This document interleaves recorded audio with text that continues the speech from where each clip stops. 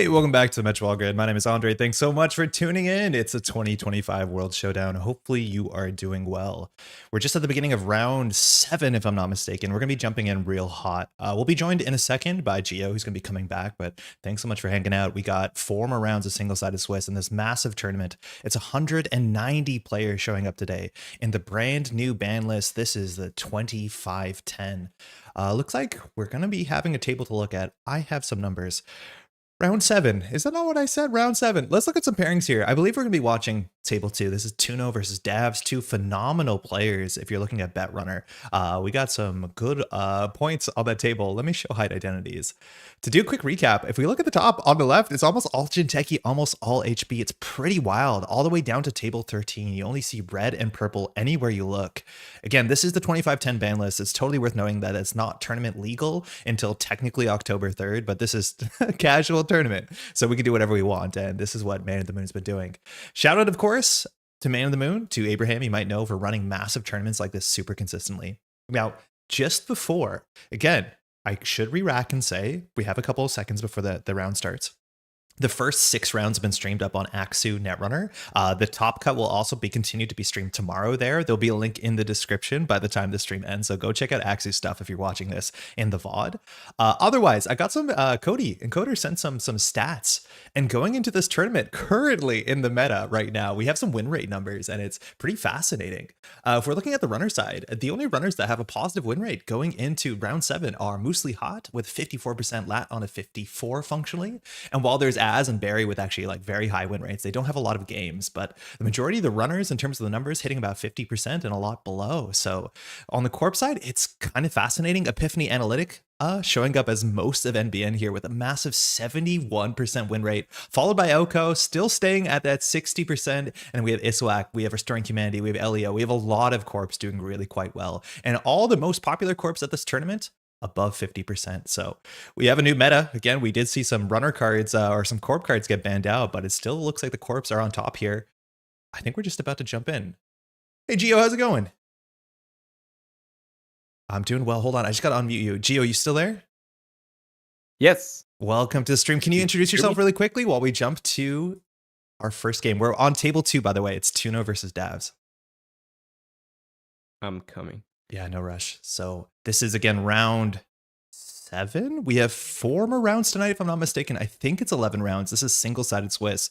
We're up on a Jinteki.net mirror. Shout out to XDG's mirror here. And Tuno's playing LEO. We're starting here with a Spin Doctor open. Both players, if we look at the mulligans, Davs kept the hand. Tuno before also keeps. So both players happy with what they have here. Both phenomenal European players. This is Mersha's start. We're going to be able to empty our hands and put an ice in front of Mersha. We'll see how Hoshiko starts. Our expectation here is this to be Doll's Hoshiko. A Raindrops Cut Stone is hitting a Hagen. If you are playing the Dolls, this Hagen is just a nuisance when it never goes lower than 5 strength. But Pinel here, I'm not sure it's going to be forking the Spin Doctor. The Mersha's the clear target, as much as there is one face down in Archives, which could be an agenda we want to sort out that soon. Yeah, in fact, you mentioned was the two great European players. In fact, was the final from European Continentals, I think. That sounds just about right. I'm like really not great right now to keep track of exactly the placements of these 2 players. And I think that mostly says about how good and how consistent their placements are. So yeah. Top of the turn, we have a Spin Doctor, a card presented behind the Hagen after a double card draw. And we have the Fencer Fueno and a Keiko. So this is 2 credits a turn. Botchills on top of a Hagen will deal with the Hagen fully in the next turn. But a Humanoid, we'll see if we put something in that server next turn. We're going to be drawing a bunch of cards, getting a lot of credits. We'll see what Tuno can do with this. And hopefully it has access to that operation. Okay. He's jamming. Yeah, there we go. We have the hedge fund. 2 cards in the server, 1 discarded. We're going to see what kind of list Tuno's playing. A lot of the LEO decks we've seen recently are on as few as 7 agendas. Raindrops is going to be the face check here. Now, Boomy eats Botulus, which is an interesting interaction, but it's an MIC. Going to take away the rest of Davs' turn, but replace those power counters with card draws in the hand. Davs will stay natural on the Hoshiko side, have to discard down to 5, discarding 2 cards here, while Fencer Fueno slowly accrues more credits.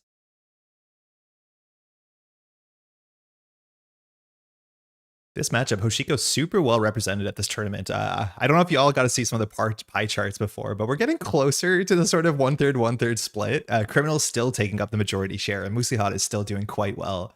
But again, looking at this list so far, we can't tell too much what kind of Hosh it is. There's a Noom in the bin, which makes me think that this is a dolls list, and this is our answer to things like Hammer, things that really punish you for not playing a real Sentry Breaker.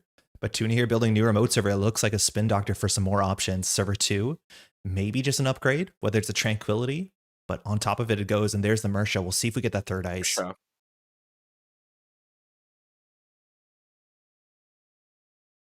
Dav's getting down the twinning, wanting to use the Fencer Fueno credits. Again, the first credit we spend off of a companion gives us a credit. So the same sort of board state with the Spin Doctor Mersha fork, but that's the second Mersha coming down. Might be shuffled back really quickly, but we got our first twinning counter. And so much of the meta right now, we're playing ScapeNet to trash the twinning, but seamless launch. We're going up to ADT. This is an Architect deployment test, a 4-2. This gives Tuno so much information, as much as it only has 4 credits. We're looking at the top 5 cards of the deck, and we can install and res any of them. You can actually take an agenda here, as much as you have to reveal it's not a resable card. But now, knowing the top of R&D, having Spin Doctor to shuffle, having remote server that maybe 4 credits isn't perfect, we'll see if Davs has, you need a lot of dolls to get to the server, and with a Brawn, it's even harder.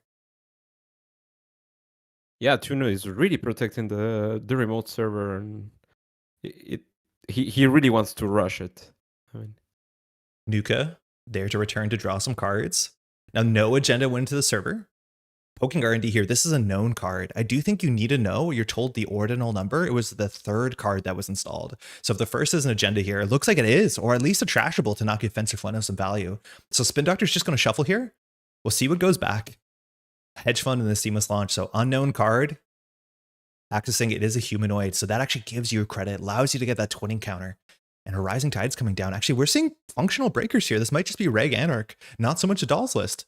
And install 2 credits, passing it back, saying, hey, if there's a seamless launch threat, any 4-2, heaven forbid the 3-2 is threatened alive and well here. I still think it's a dolls list because they have it also for Semak. Yeah. Yeah, So, Rising Tide it's does show dolls. up. Yeah. There's the first Matryoshka. We'll see if it's a full 6. We have the first 2 stacked up. I think the hypergeometric says you need about 13 cards drawn to get a 50% to find the second doll. But technically now the server, we're still not threatening it well enough. Tuno drawing up Icing R&D again. We did shuffle. It lost the information of the top 4 cards, but not jamming onto the remote server. Third raindrops, no res there. Seeing 2 cards using the twinning there. 3 cards, in fact. Tranquility coming down. Seeing deeper, but no steals. Now, this deck is running more than 7 agendas if it's on an Architect deployment test. The question is if it's send a message as the 5-3, that's my guess. We might not be spending influence on the 4-3, the vulnerability audit. Hedge Fund, card in the remote server getting double advance here. Looks like that might just be a send a message unless Tuno wants to score out next turn and then jam into the remote server. Dav's still setting up Trickster Taka coming down, get those credits for Icebreakers, make that run cheaper. But this remote server seems still incredibly impressive. Yeah, and with the dolls will be pretty hard to go into a server that is that big. Yeah, Davs need some disruption here. Twinning just sees cards. Whether it's a Stargate, we have the MU for it. Whether it's a Transfer of Wealth, I don't think we have the influence seen so far. I guess we've only seen Pinholes and Nuka. Maybe it could be in there, but even down to 6 credits, we still have a chance to score out next turn, no problem. And I'm not expecting a Hermes. You need to put up pressure now.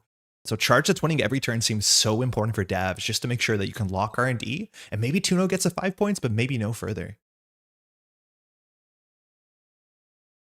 Thinking here, Hoshiko getting that card draw, trading for a credit.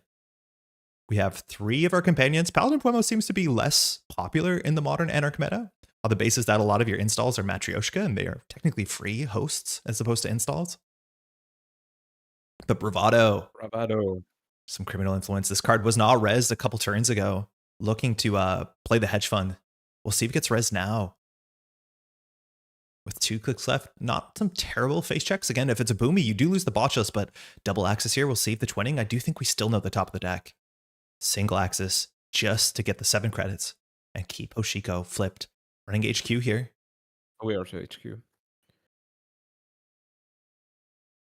Architect deployment test found in HQ, so the agendas are coming up. Seamless launch also known in hand, so no matter what's in the remote server, we can jam the next thing. Fermenter. Coming down Davs on a very healthy we're seeing a 14 score. credits. You think it's a send a message just to get the ice on R&D, but no, another architect deployment test. Tuno's probably looking to jam the ADT, but on 4 points, you really want to find a send a message. Tuno writing notes? Maybe in the chat. I don't know. Unfortunately, my copy of Cyberfeeder doesn't seem to be working, but can, of course, write down the top 5. So this might be a notes pause to remember the 5 cards on the top of your deck. Very important information, as much as we don't really have a way to shuffle here. But Tuno has a click to push something in the remote server. And the Seamless launch is still in hand. With double Seamless, you are technically threatening a 5-3 to close the game off.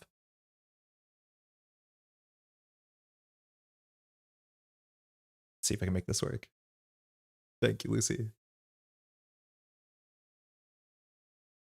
Thinking here, 5 cards off the top. You can just reveal an agenda and put in the remote server if you want to. I'm not sure if Dabs is going to be able to contest this, but it's a Mersha. That was the 5th position, so the bottom card. Should be an agenda. Oh, my JNet's looking weird now. Done something. We got a lot of hour clocks here, but a card on top of it. So again, we barely talked about LEO, but any buy red could be trash for end the run. This pinhole threading, we'll see if it's a check to see what's in server 2 or whether we're going to take the Mersha down, which only For makes Mersha. sense. I think it's for Mersha, yeah. Oh, no, that's the game. Vulnerability audit is in the remote server with a seamless launch in hand. If you can't drop Tuno to less than 4 credits, Dab's letting out an yeah. I think that the Mersha is to pop it in case he finds a way to access. Yeah, I just don't know what it takes to run this remote server. You still need to run this twice, get through a Braun and MIC. We're charging R&D here. Again, these cards are known, so Tuno knows what the damage is going to be. Popping Stone Ship the charge that's winning. We can see 3 out of the 5. Trashing. That's a send a message off the top. Tuno knows again how bad this will be. Whether the ice on R&D or the ice on server 2 will be rezzed for free. We are both on game point here. Now, if Tuno's thinking, it's pretty likely it won't lose. Oh, it's a tier on R&D. Massive res. Running HQ. We know a seamless launch in there. And that should be the game. Seamless advance. Tuno is taking it very clean, very fast. Straight to 7. Well played. Both of them. A minute a turn, just building that server as quickly as you can. 2 architect deployment tests, all the forward gas, and this Hoshiko, while the late game value is definitely going to be an issue with 3 companions, the twinning charging. If you can just push it out. Yeah, we went pretty fast. Wow, well played to both. Yeah, 10 turns. This was pretty fast. Super fast. All right, we got to jump into another table, but well played to both players. Again, I believe both players might have been undefeated, if not next to nearly that. With 11 rounds, I'm assuming X and 3 makes top 16, but I've never been that good at sort of math. All right, we can catch our breath. Gio, do you want to introduce yourself really quickly? Yeah, but it's the first time I'm doing some streaming, and I started on the game just last December. In Very fact, cool. I got in a lot by your videos from the system gateway and stuff. Oh, no way. Welcome. Yeah. So, but I'm a professional singer. I like communicating is kind of my passion. So I'm really excited to be streaming today. Oh, super cool. Glad you can get involved and glad you can make this. If you want to hop over, actually, table 1, it's Minstrel versus Wenjong, and we're actually pretty far along. This is Wenjong, Iswak Pro, up on 2 points, required 6 to win. We did get the counter off of the longevity, but on the other side of the table, Minstrel setting up with a Magdalene that probably has a creative commission now and is looking for that final agenda compilation. We can see 3 from HQ. We've stole Empiricist. We're running back. We're going to see half of the hand after a Spin Doctor draw. Easily could be the game here. Seeing a teeny Botu Tattoo Bola, just a handful of ice. Wenjong survives another turn. So this remote server, Minstrel, on 12 credits. We've been seeing more Palangi recently. Really, really quite cool. And while Wenjong is very familiar with this sort of Shaper setup engine, card on the remote server, if we check archives really quickly in terms of our defensives, I can't sort archives. It's okay. We've seen only 1 Anoetic in the bin, but influence spent on things like humanoid resources, which is really cool. Bumper Nasa, dropping Wenjong down to only 22 credits after the refund. We're going to fire those subroutines. We're going in again, a teeny. This is threat text. So this is 3 more net damage, dropping Minstrel down to no cards in hand. If you're scared about things like Bite, but this is a cataloger run that can easily close the game out. Well, we're going to make it and break it. Pelongi into Revolver. Look at the 4 here. The question is whether we have a Spin Doctor or any shuffle effect here. Pause for action. Nothing. That's heartbreaking. Huge relief. Again, there's 12 cards in R&D. We've only seen 8 points so far. This is a 20-point agenda deck. And while HQ, we just missed a compilation a turn ago, we just saw 4 on RD and totally whiffed. So one of the remote servers, not unlikely. Tattoo Bola checked out in the bin, but Minstrel here. Yeah. This deck has normally really few agendas, so. Yeah, I don't know. I don't know with the agenda suite. It might just be all Fujis and then 1 longevity. I think that makes a lot of sense. But seamless launch. I think it is simplest. That's game. No. Oh my god, yeah, that's game. That's double Iswak. Yeah. I don't think I even saw it coming. Yeah, this is really cool. The single longevity really matters. Because then you got to 5 agenda win off Iswak. That's really sick. I wonder how many points were in hand. Vampy apparently drew the send a message. That's what broke lock. So it might have not been in the turn there with the compilation, but the 5-point double seamless. Again, a seamless launch doesn't advance agendas. It places advancements. And Iswak, if you don't advance the card, you get a power counter that's functionally worth an agenda point. So, hey, we got to 7. Well played to both. Well played. Well played to both. All right. Man, okay, I'm still struggling to catch my breath, but we'll get there. Let's go find another table that we can tune in on. It's crazy how fast they're going the top tables. Yeah, so far it's been pretty fast. Those are quick games. Like LEO games, a lot of people, think that might be a 40-minute affair, and sometimes it is, but Tuno really was setting the pace there for sure. Okay, let's jump into something. Let's see if we can see something that we haven't seen in a bit. Oh man, table 8 looks fun. Let's do table 8 if we can. I'm going to ask 1 second. Okay. I can't find table 8. I think they ended their game already. Okay, so that's not an option. Yeah, that ended. Bear with me a second. So we just got off a game of Encoder versus it was Jake. So I think we're gonna try and go a different direction here. Maybe table 13 makes sense. I think that might have finished too. Yep. Oh man, a lot of games are finishing quick. We're only like 20 minutes in, aren't we?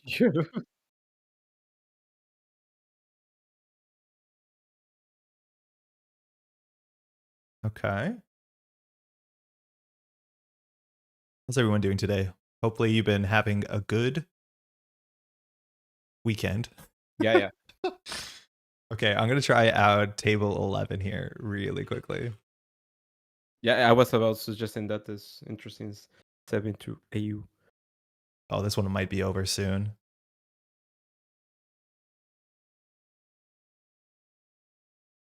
You have joined? Yeah, I'm just double checking with the players that they're both okay with this. Yeah.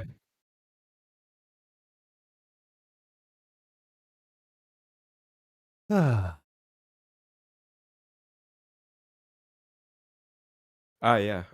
Now I get why you said that might be get over soon. This is interesting. We're in an interesting board state. I just need to get permission that we can swing the cameras over. But yeah, a lot of really strong players. Again, for those who don't know, Worlds is in 3 weeks, just about. And so a new ban list is coming up. And this is the first time a lot of people are testing it. So you're not sure whether you want to, hide your secret tech or show it off. I think most of players will be hiding something. Yeah, I think there's like a lot of people playing what they expect to be good or seeing like, oh, what does Hoshiko, what does MuslihaT stack up against the meta, and trying to see. But so far, we've seen a lot of the stuff that we kind of expect at the top. It's very interesting seeing that Arusan is playing Superconductive Hub. Yeah, so Arusan actually has a bit of a history playing this card. In last year in NBC Boston, Arusan was playing this like no remote fast advance version of, it wasn't Nebula, it was another NBN identity. Back then we had Esmari. And so scoring out things like superconducting to keep your hand size up so you can do cool things like piranhas and all that. It seems to be a similar idea. We're on Kakarenbo. We're probably on a lot of fast advance tricks. So you see things like Kakarenbo Sudden Commandment that actually can work, give you a click back. Moon pools, we see 2 in the bin. none removed from the game. So it looks like Arzon's just playing full fast advance. So with enough cards in hand here, this actually could be game. We have no way to interact with fast advance. Meat is floating 2 tags, and this could be a greasing the palm deck. It's a card that does show up with Sudden Commandment, but this is actually a sort of like pet deck archetype that Arzon plays really well. For those not familiar, Arzon, our former world champion. Sorry, Gio? Is the actual world champion? Yeah. The current. Yeah. The current. Yeah, that's correct. The residing. Yeah. Now Meat on the other side of the table playing Seb. So this is an archetype I think is more interesting in the 2510 ban list. If you ask me, against NBN, floating a tag, if you're playing against a deck that wants to hit you with touch-ups and to end the line, that will just flatline you. So you weren't safely allowed to float a single tag if you wanted to play things like Amanuensis, and now it feels like that lane is open. So we'll see what Seb is doing in the meta. One of the strongest win rates of just runners on the last Continentals. Ooh, Sericulture from hand. We're seeing 2 cards here and Sudden Commandment. 1 credit short of trashing that, but that Sericulture is the 3-2 you definitely want. We're going to gourmand the commandment to charge our Solidarity Badge, keep drawing through. But that's probably exactly what Arzon needed here. Again, with the tag and MuslihaT Jumura, we're seeing 2 cards on every axis. Arzon, 6 cards in hand here with a 7-card hand size.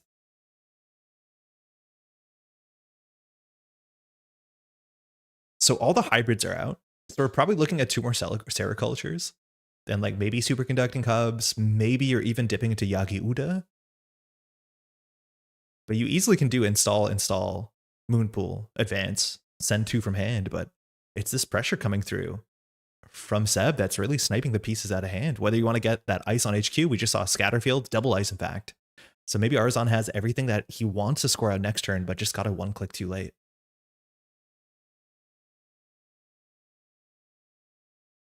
It certainly suggests that. Solidarity Badge, shedding the tag from Amanuensis, drawing 2.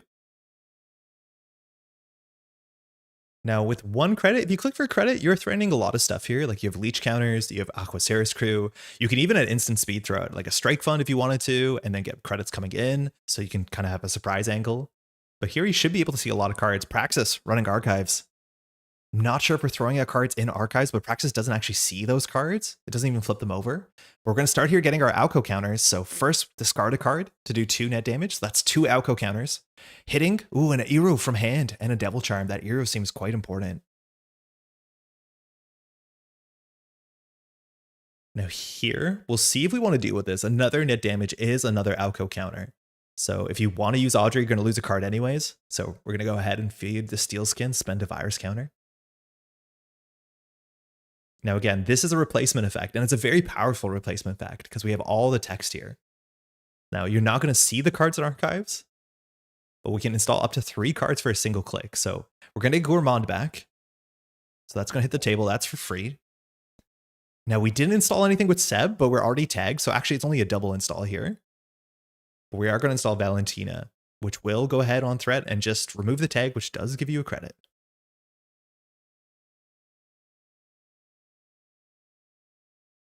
Oh, there we go. Wait, did we not have a tag there? Oh, no, we cleared the tag. No, so we do have the full 3 installs. Excuse me. Yep. Wrong up here. We have a pretty good engine. 9 cards left. Buffer Drive Ashen is usually what's in the list. So far, the Ashen hasn't shown up yet, but we have 12 influence on all the transfer wealths. So it's probably 13 buffer, 15 to Ashen. But this game probably won't get to that Ashen unless Arzon draws. Really, unfortunately, 5 credits is enough to threaten out. And we're going to be seeing another, 4 cards. Very easy to set up a Moonpool combo here. As much as it's only 1 more Moonpool somewhere in the deck, we have, I think, 2 in the bin right now.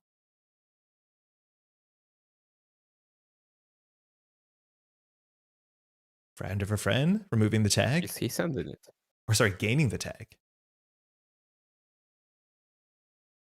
Now we're checking HQ here. Now forcing reses are important. Gained in tag, yeah. It's about 4 credits to do the Moonpool combo. So can't res too much, and we're going to be seeing 2 cards in hand here. We can trash one of the combo pieces with Gourmand if we find something in operation. Superconducting Sudden Commandment, that's going to get trashed as well. Just paying the credit. Our son was searching for the... Oh! Yeah. 3 commandments in the bin. That's 9 influence of fast advance. Now, these usually have to go with a combo piece. I'm guessing it's just Kakarenbo, which is kind of rad. Petty cash is the start. We're on 7 credits. We in theory could have it here. We haven't found the last copy of the moon pool. Click one draw. I don't know. We've only seen 9 points so far. We've gone much more through than half the deck. 4 in archives. We are on 13 cards on R&D. Yeah, pretty deep. Now we're trashing the Manuel, so this is going to have to pay that extra card. You have to trash twice a card from HQ, once because of Seb, once because of Manuel's text. So we're down to 3 cards in hand here. But Manuel's usually not more than a 1 of in this list, so unless a Praxis pulls it back, that's going to really limit the amount of cards that Meat here can see. Man, so much value here. Solidarity badge removing the tag. You get 2 card draw from Amanuensis, 1 credit from Valentina. Now gamble up to 13. I'm not even sure if we can use 13 credits this turn. Well, we need to just touch cards. I think you're going to need to score 2 more agendas to close the game out as Meat here. I'm not sure if we're actually on real 3-pointers. I don't think. Looking the agendas we have seen suggests that we don't have so many 3. Yagi off the top. We're on game point for both players. Yagi Uda. Now this means you can go back on R&D and see 2 more cards. You can Gourmand 1 if it's an ice or an operation, and then you can go back and see another card. It looks like Meat is just sending it back here. Should be a lot of agendas. Game. Easily can be. Spin Doctor trashing for 2, so now we can go back and see another card. We've charged your badge. I don't know if Arzon has it. If he discards down to 3 cards. Oh man, yeah, discarding to Seb actually fires Aoko. That's kind of sick. I didn't realize that. That's really cool. We're going to archives. Big check here, saying, hey, I think you might be throwing stuff out. I'm not sure if face down cards are going to matter, unless it's a long con setup for some sort of moon pool thing. Where there's 6 cards, nothing in there, just a petty cash and a Kakarenbo. Nothing. Those are worth knowing. Peer review is also a really cool card that works with sudden commandment. So with 3 of those in the bin, you're feeling better here. The top card of R&D was unknown. We're going to start petty cash to 11 and just purge. Saying, I'm going to keep you locked out while I try and hold on to R&D here. That suggests that the agendas are really on R&D. Oh, for sure. Yeah. And it's probably just like not enough agendas. Because either you're waiting for a Spin Doctor to shuffle back your sudden commandment plan. We've only seen 1 Doctor so far. Or he's just waiting for enough agendas or a moon pool. But we're face checking here with 6 cards in hand. It's a Vampire Nasa. Imagining without a Devil Charm, that's just going to fire. It's not a disaster, but it does give ours on some card draw. So we're going to fire There is 1 spin also on the bin. Yeah. There should be 2 left, I hope. No, just 1 because 1 of... Yeah. Well, he hasn't played any. Yeah. So we're firing all of this. Draw 2, gain 2. Single axis, getting your first leech counter. You need to trash a card here to charge Audrey if you want to have a bit more threat. It's a cohort, so we don't have to use our Gourmand. Trash for 2, get the badge, get the Audrey. Just going for singles, but the top of the deck now an unknown card as well, and Alex just broke 2 more off of lock. Meat drawn up again. You can't just keep going through the Vampire Nasa. If you just need a single axis, even a 1-pointer will win the game. 1 more superconducting hub. If Meat wants to go for a single here, I don't know if there's another way to see more cards besides the Manuel, which Alex dutifully trashed. We also now hit Aoko, so we're going to see 4 cards next turn. Alex can easily have it here unless the draw is terrible and the moon pool is buried in R&D. Meat is thinking. Big thing to remember is you always have access to buffer drive. So there's a chance there that Meat before they drew, you can always put your Manuel on top of your deck with buffer drive, because I don't think buffer drive is going to matter at this late point. And then you get the Manuel down and you can run back, even do a Praxis. But now we're checking HQ. 6 credits. One of these is probably Scatterfield. And Audrey does have the ability to break 1 ice. I would love to see here. A little Fly Swatter would be good. You'd have to crew it, but it would slow down the runner a bit. Now, all the petty caches are out. So we think the fast advance combo... Arizona is 6 credits. Exactly, yeah. I think you need about 4 to do the combo. And anything involving sudden commandment, if you're spinning them back, that's also pretty expensive. So if it's like install moon pool advance, that's 4. So you can't spend that much Rising Ice here. Looks like we might just go let singles in, but with Gourmand, you're going to see 2 cards guaranteed. Yeah. First access, it's a Sericulture, that's game. Game. Taking it off the world champ there, getting up to 5 points, but just struggling. Always had the points in hand to close the game off, but just those pokes, those prods, that multi-access from the tag-loving Seb. Well played to both players.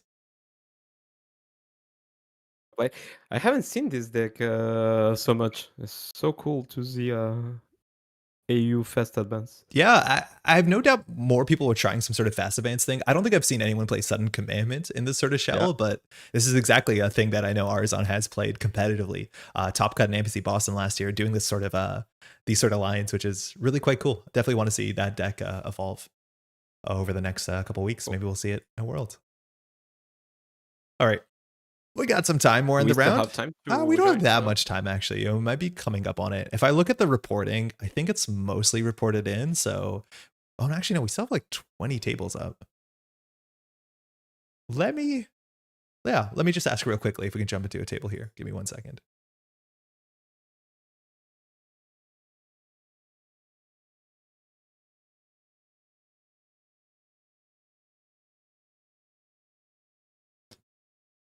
We got some good friends up on a table. Oh, we're good to go. Okay, so the table we're on, it's Izzy versus Pouch Surfer. I'm not sure the table number, but if you command F, Pouch Surfer and Izzy, you'll find them. These are fantastic players 45. from the Northeast. Yeah, we are on. This is a good old Saturday. We got Sable. It looks like pretty regular Sable so far that Izzy, she's playing up on 6 points. If we look at the bin, we have a Lilo. That's pretty fun, but so far everything's what you'd expect. And Pouch Surfer on the other side. Shout out to NSG's translation team, both NSG volunteers, mind you. Looks like a bit of fast advance in this BTL list. So we have a nano management, we have a measured response in the bin, and we're definitely on threat. So with 2 credits, it might be hard for Izzy to interact if she doesn't want to catch a double measured. Throwing out air blades and a Debbie downtown. Moreira, Pouch Surfer here needs to figure out how to close the game out.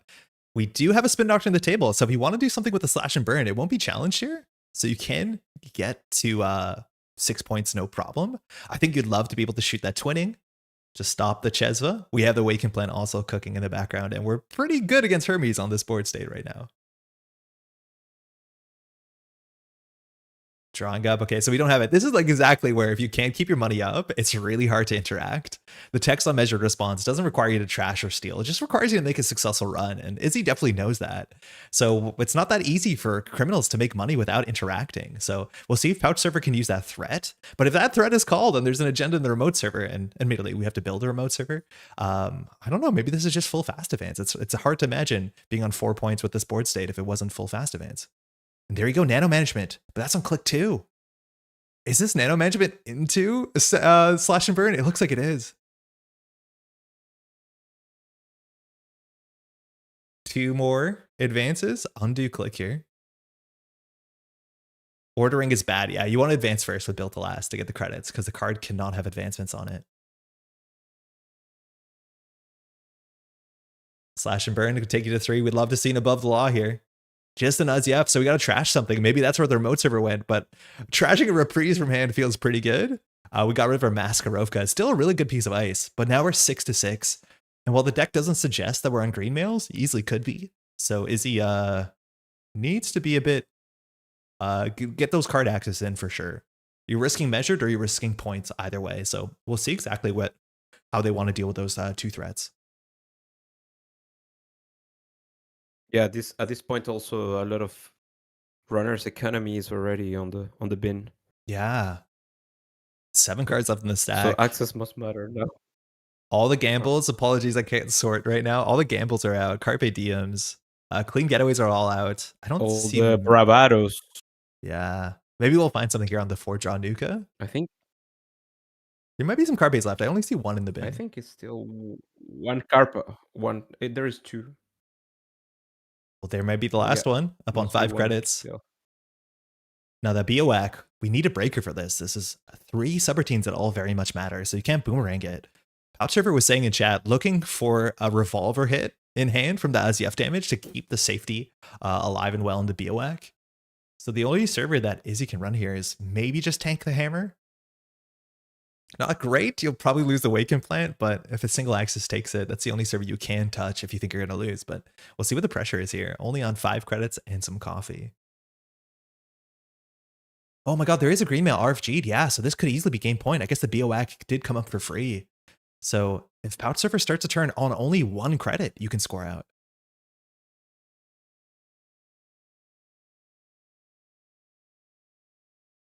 Like he needs to send it in HQ. I think it's your only option.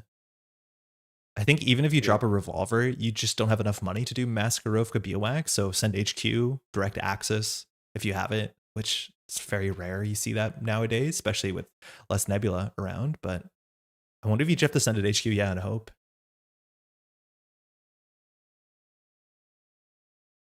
Yeah, I guess if you run the hammer, you're trashing the twinning every time if there's agendas in hand. Probably even if there's not. Yeah, Revolver drops Izzy to 3. Maskarovka you can break for 3. And then I think you're slightly short because BOAC is 4 to boost. So it's really hard.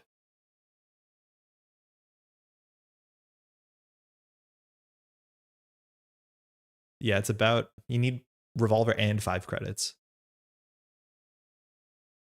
2 clicks left. HQ is the mark here. If the mark was archives there, that actually might matter. Yeah. Should be still to transfer, I think. Yeah, transfer doesn't, I don't think it matters that much on this board state, right? Because like even as BTL, you can score out on 1 credit. Like it's still better than like, you know, just the average run on HQ because the credit swing. So like maybe it's a transfer into run R&D, like transfer, install Revolver, run R&D. That could be the line. Yeah. Yeah, but we really need the killer. Yeah. Is he thinking here? Maybe just 2 clicks left. If you're trying to figure out what the agenda suite in the deck is, we haven't seen any 5/3s, but if it's all 2-pointers, like it doesn't suggest that you're on more than 2 green mails. I think you have it. I have to get into R&D, but I can't let you shuffle archives first. But do you have it? There is 2 points waiting in archives, which like that's definitely worth something. But if you're trying to lock R&D, which only has 5 cards left, it's very easy for Pouch Surfer just to shuffle. It's boomerang on the BOAC. Okay. Wait, you can't get through that. Okay. Wait, no, Izzy, I don't think Izzy can do this. Those subroutines are the corporation's choices here. So the corporation will always choose end to run. I'm not sure if Izzy's aware of that. But I don't see how she's going to challenge the massive monitor on R&D.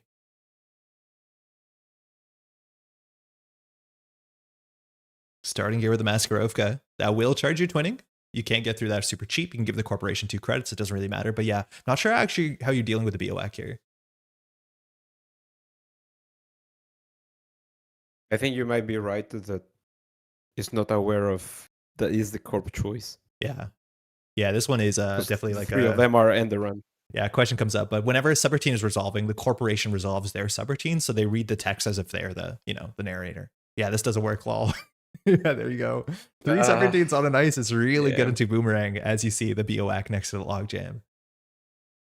Yeah, unfortunately here, you can hope the corporation doesn't let you in, but yeah, we're gonna go for the full redo there. It's so good sporting there. No information gained, so we can just roll that back. Sick. Okay, cool. So Izzy has another shot here, which means HQ is definitely something you can pursue.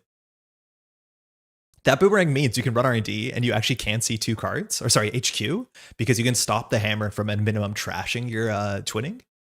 Oh, Izzy's just going to click for 2 credits. Maybe she's seen enough of HQ to feel comfortable here. Pouch Surfer also not crack shuffling the Spin Doctor, so the Slash and Burn is still in the bin. So if he was looking to draw that Slash and Burn to score a 2-pointer from hand, looks like I don't think we have it here. Oh no, the game goes on.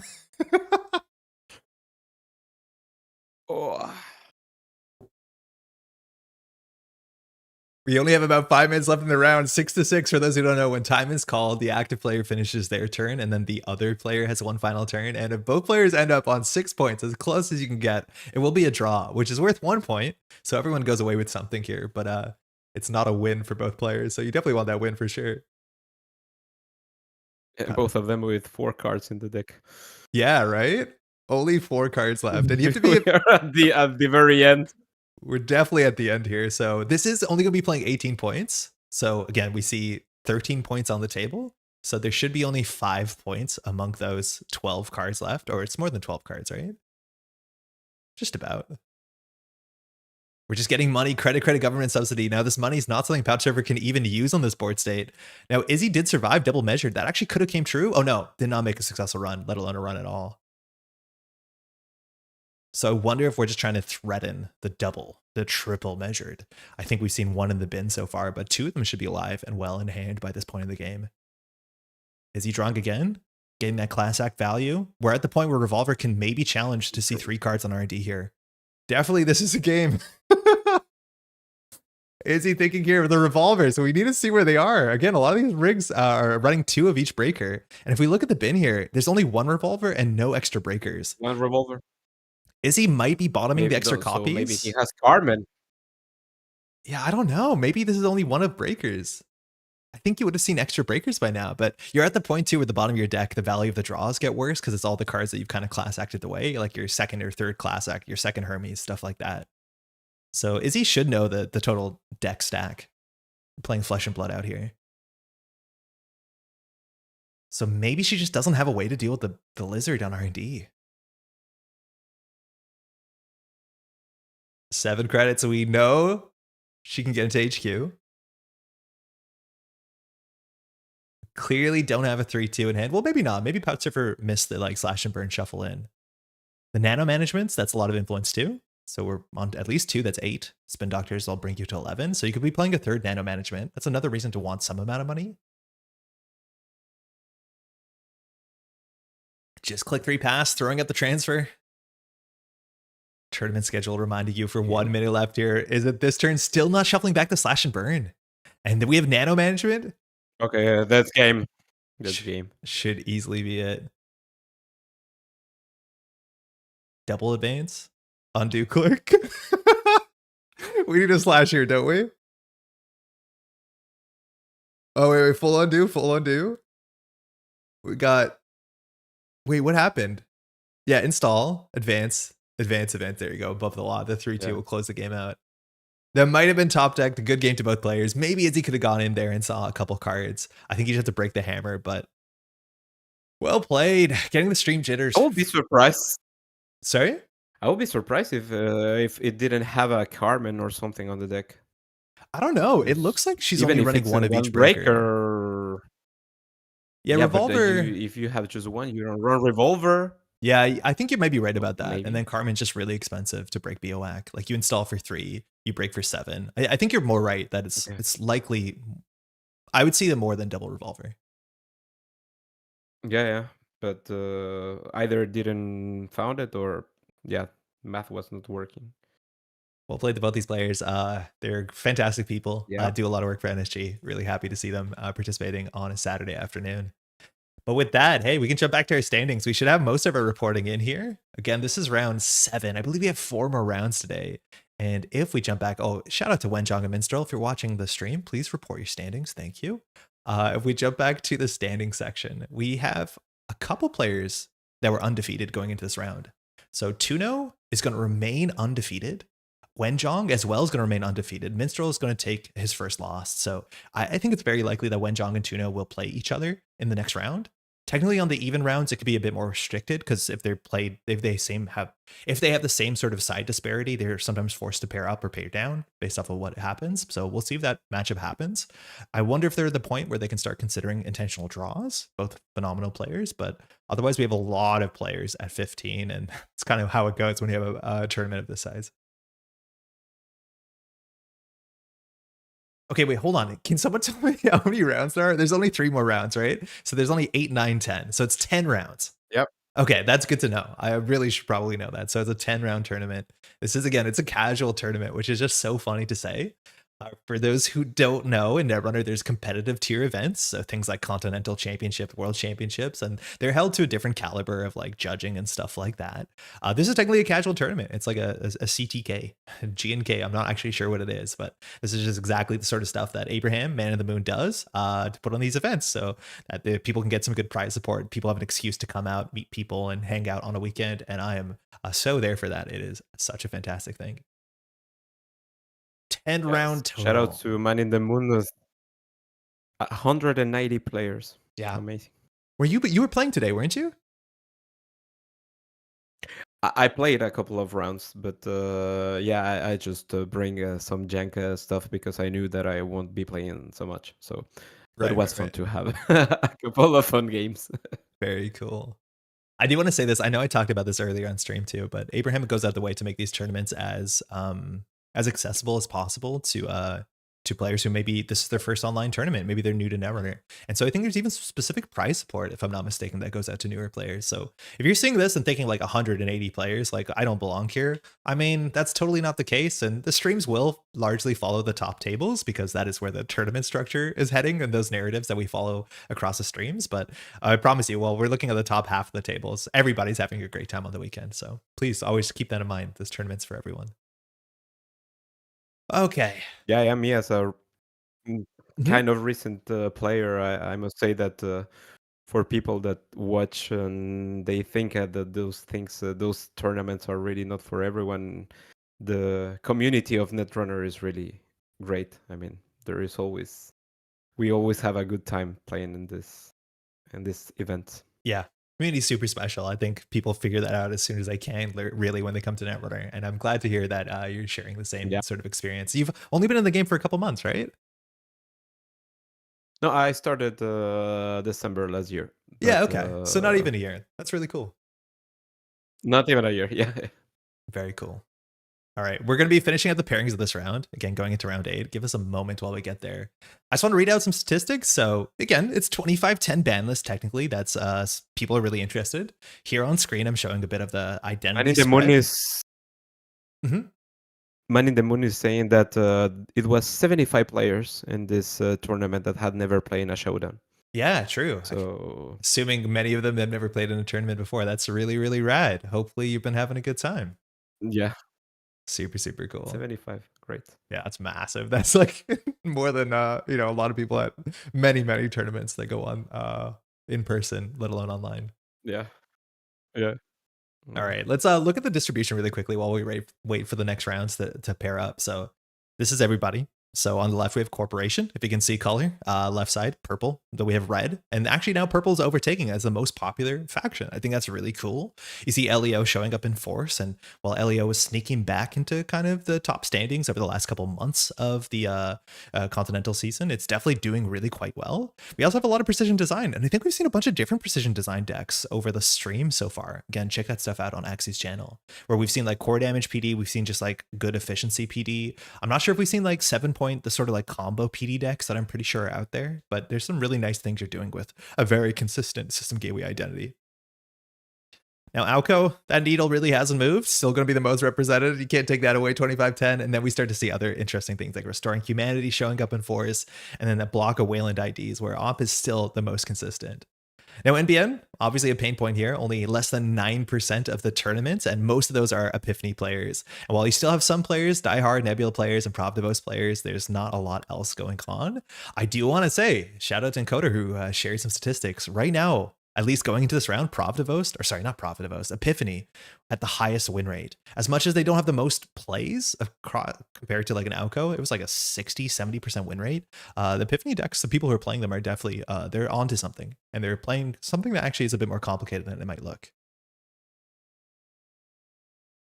Yeah, those triggers from start turn are really complicated to do. In JNet is a bit easier. Yeah, way easier. But, real life might be a headache to remember everything you have to do. half the game is start to turn triggers. But yeah, JNet does help you with that for sure.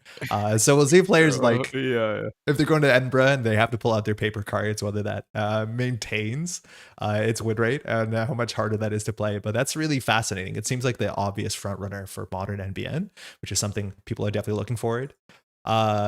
On the other side of the table, it's actually not really different.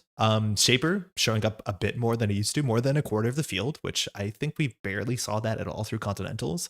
And while the Shaper decks seem to be doing well, I don't think we really see a massive shakeup on the runner side of the table. What you expected of this event is still doing really well. MuslihaT is performing better than Sable, as the narrative continues to prove, as much as I'm not sure why that is. Seems good though. All right, let's see if round 8 is up yet. No, these are standings. Yeah, we do have our new standings. Okay, so round 8 should be up in a second. We have 2 players currently undefeated. Now, they both have a corp bias +1. So for those who don't know, the way the single-sided Swiss tournaments work is that every round you're told to play either corp or either your runner.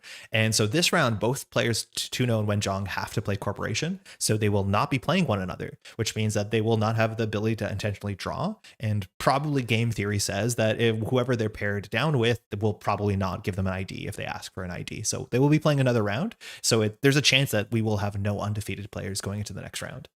That being said, if we look at our 18s, we still have about 8 of them. Some very, very strong players there for sure. And then, of course, 15s, we probably have twice to 3 times as many. So all of these players are still in contention. Are 12s still in contention? I think there's a chance, but I'm very bad at numbers very quickly. Let's see table 8. Wait, what? They're playing?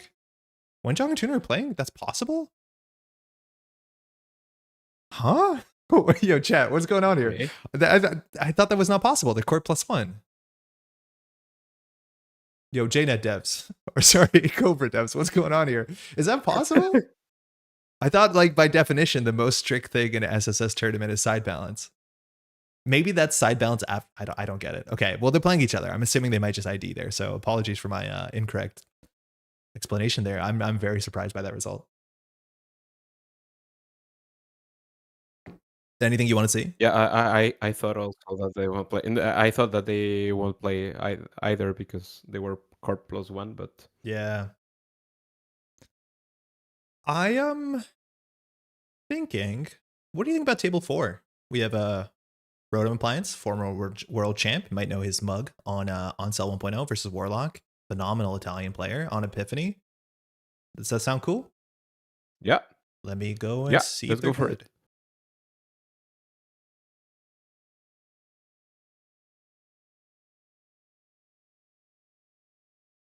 I'm just going to check up on them.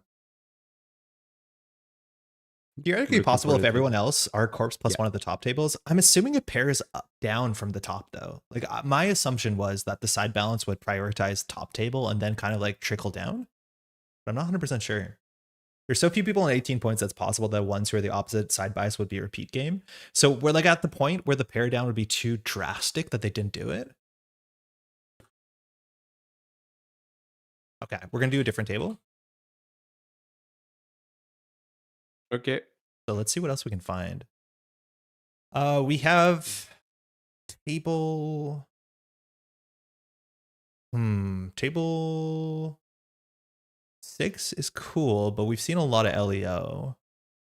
Maybe we can do table 7. It's an op deck. Just want to see if this is something we can do. I think we can. Let me double check with those folks. But it's op versus MuslihaT, which I don't think we've seen either of those identities super present. Yeah. I don't recall have seen today MuslihaT. So.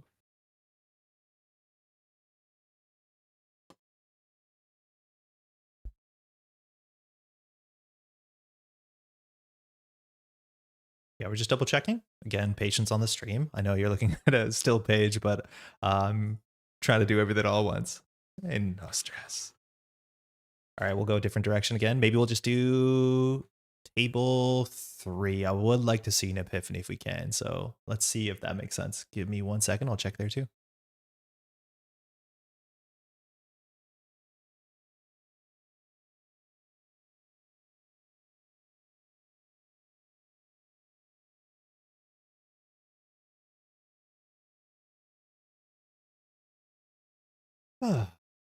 Okay, cool. Table 3 is good if you want to hop over. I'm coming. Is the JNet lagging also for you a bit? No, Or mine's been pretty is it just good. my internet? I'm pretty sure it's going to be hosted in a Okay. place that might make more sense for me than you.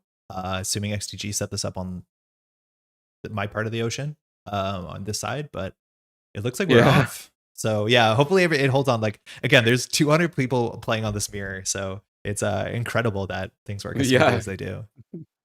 Yo, Minstrel has FFG card backs. I didn't know you could do that. That's kind of wild. That's a good throwback. But this is Epiphany. It's not an FFG card. It's Epiphany Analytica. First time you steal or trash, you're going to get that power counter. And then that power counter lets you look at the top 3. Don't rearrange them, but you can install one of those cards if it's installable, which is a pretty powerful effect. And we'll see here with the R&D mark. Looks like no run event, so we're just checking it for free. Sure gamble into Dr. Nuka. We have 6 cards in hand. Got to click back here.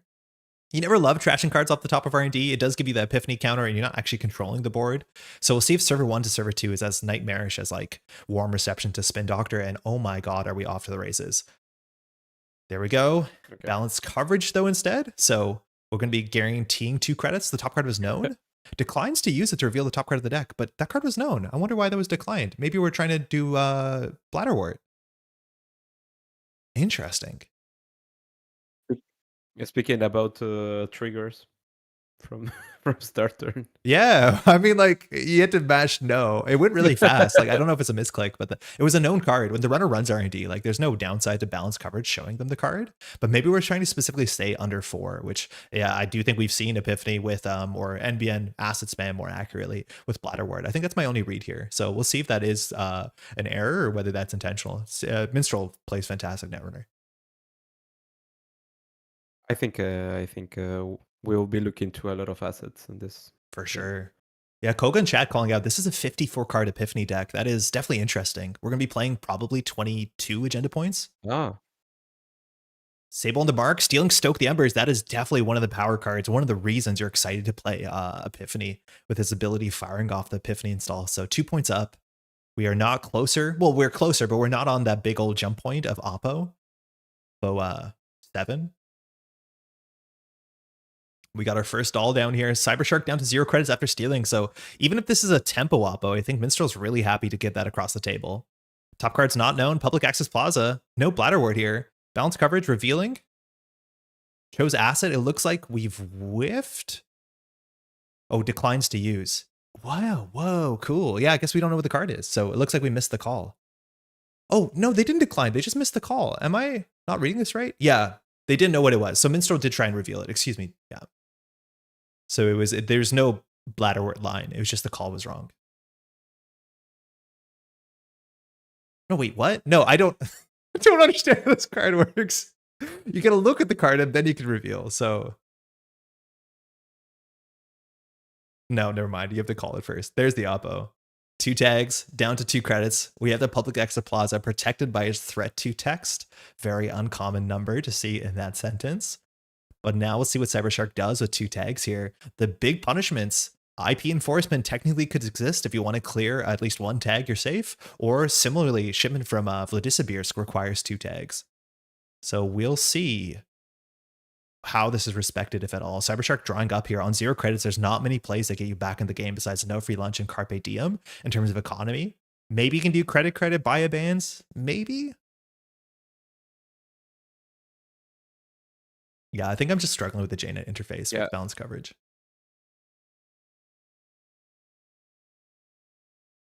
Clearing 1 tag is super impactful here because it means you're not likely to die to a kill combo. And there's the Carpe Diem. Unfortunately, we have to face check ice, but with 2 credits, VSA or ping is mostly it. It is a VSA, so you're going to go deeper into the credit or into the tag trap. So not only do you lose credit, you're going to get the click back, but you're also going to take another tag here because this was not broken. Now, you might as well break this, I guess, with Chesva. It saves you a credit, but you are going to have problems. This is one of the cards that is showing up to begin to punish those Matryoshka builds. Single axis sees a ping. These lists usually run B1001, so you can't just like float tags and challenge remote servers. Sometimes that does come up, especially if you do a transfer of wealth or a more impactful run. But Minstrel's down to 0 credits here. That does help. IP enforcement, I believe, cost X is my guess, where X is the amount of tags you're removing. Yep. Looking for credit into a sure gamble territory, so we're comfortable in credits. The question is, 3 tags in theory could cost you the game. If Minstrel can make a lot of money and have Mindscaping end the line, I think you would have to hit a balanced coverage, but now with the federal fundraising, the balanced coverage should be guaranteed. Federal fundraising looks at the top 3, you can reorder, you can draw, so you will know exactly what you're drawing, and this also sets up Epiphany, which is exactly where you want to be, as much as we have a credit issue here. Yeah. And there we start to really manage in the R&D, what we draw, what we... Yeah, I was playing at a GNK just last week, and it's very, I don't know, you need to remember that if they know the top of R&D, running R&D, especially if they have a spin doctor on the table, oh, there is a shipment for the Edinburgh. It is an off-world office. We're back in financially. Wow. Cannot imagine a better agenda there, but that is huge. This could still also be a freedom of information deck, but we caught our first tag punishment. All Cybershark needed to do there was clear down to 1 tag, but we are up 2-2. Card on the table with the last click install.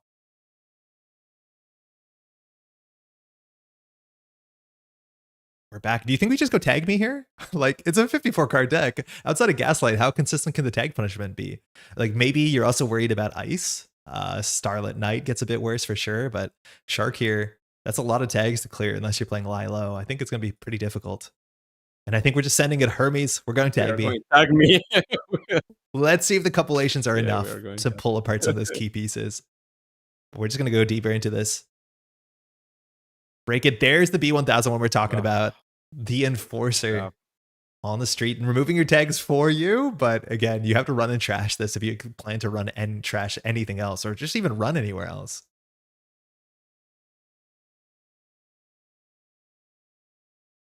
Very interesting card. You can basically spend a click, right? Like, you're trying to trick the corporation where you make a good run just so they clear the tag for you, because technically it's like a magnum opus. It's a click for 2 credits.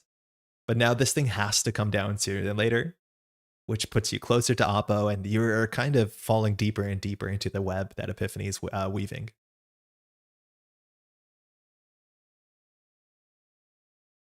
Yeah, but I don't see intentions from Cybershark to do anything with the tag. So no, I think you're right.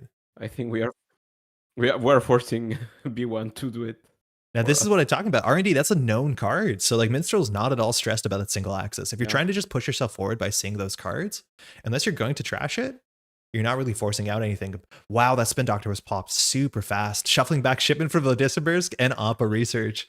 Trying to get as much tag punishment and ways to get tags back into this, again, slightly oversized deck. Now we're firing federal fundraising. Now we're going to be firing balance coverage. So every turn here, we're drawing 2 cards. We're getting 3 credits. And if we stay tagged, those shipment becomes really relevant. Mm-hmm. We'll see if we can shipment out something as disastrous as a crypto crash. Federal balance coverage, showing a powers that be. A nice piece of a forward tempo. Building a new server, it's wage workers. We're going to go for that triple install turn. Workers.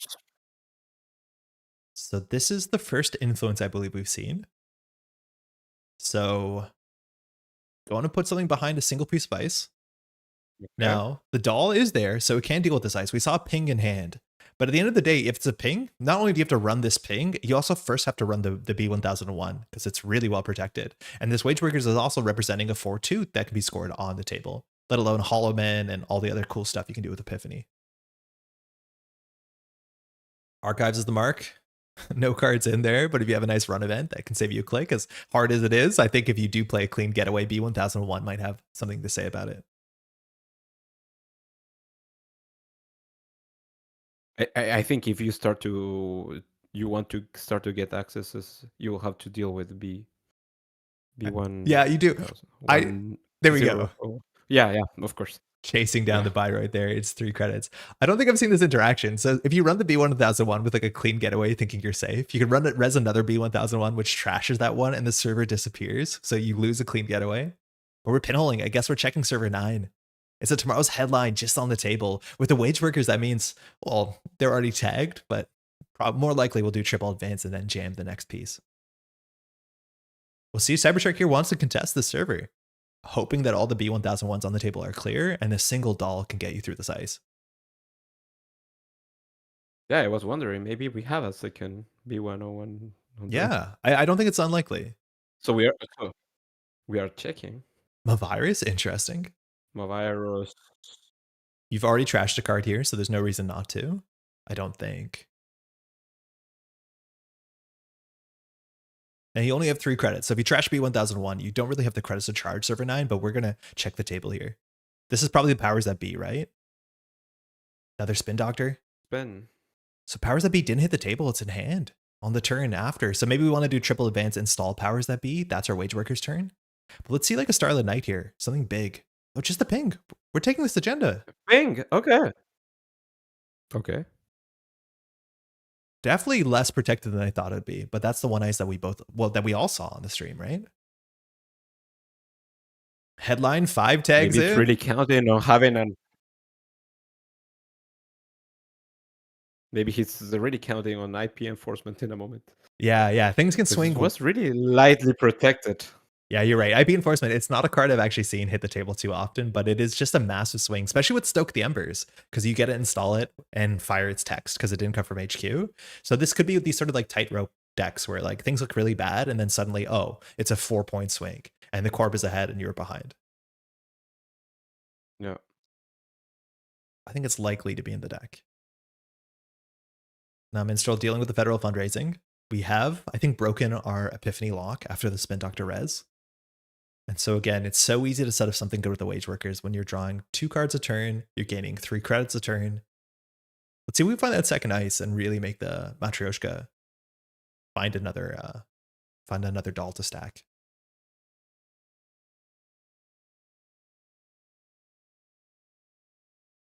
Showing a balanced coverage there, so easy asset reveal. We also know the powers that be is still in hand. It looks like we're going to go for that triple install once again. Another server. I wonder if this is going to be an iced B1001. That seems like a nice line. And then we're returning something behind the ping with our final click. 4th card on the table. Maybe a powers that be.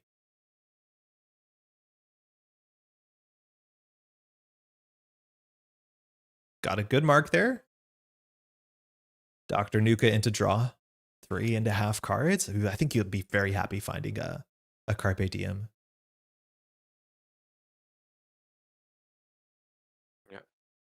Again, this gets so hard. R&D is really. Sorry? Yeah.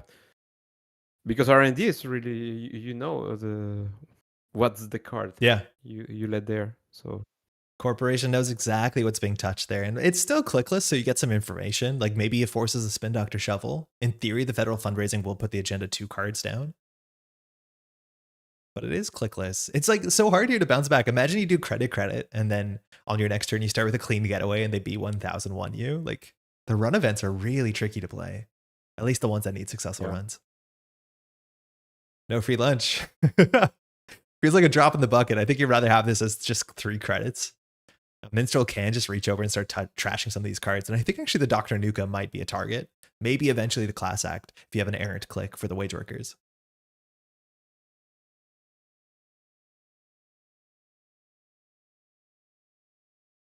Thinking what to do here. Again, we need to click for credits. The question is whether we pop the.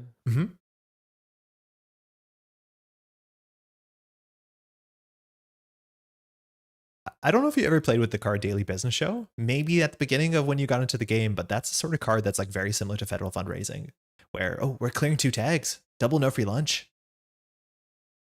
I don't know if we have the economy to continue to clear these tags, but this does respect things like it makes it harder to get double IP enforcement. Now, one of those cards was the balance coverage we knew, so now we're gaining 4 credits a turn, 5 off the federal or off of the the public access.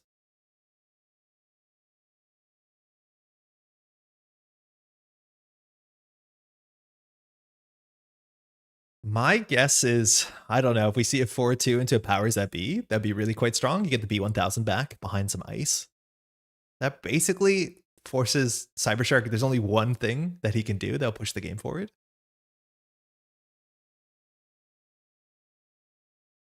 Yeah, but the runner is really in a tough spot financially. I don't know what you do here. I think you just have to rip it and really hope you run into a 5-3 and put yourself as close to the game point, or like you win the game on the spot if there's a next big things. The issue is, again, the spin doctor, the federal fundraising. All these cards are keeping you out of seeing new cards.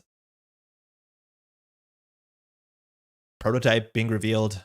Okay, it's good to know that's around. Very likely we're on warm reception as well, as that HB asset package is super synergistic. Ooh, just a federal freedom information off the top. No powers that be. Again, I think we still know Mun might be in hand. Just spending 2 clicks and a credit to go up to game point equally. Do you mind if I undo? Yeah, I think Minstrel here wants the powers that be on the table. Either forgot to res it or forgot to install it.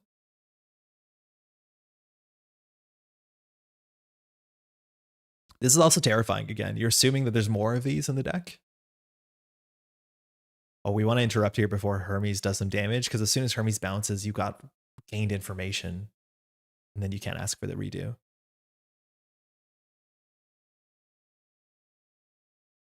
Now, Hermes on this board state, you also can just res your stuff. That might be one of your options, is like just res before you score out, even if it's not powers.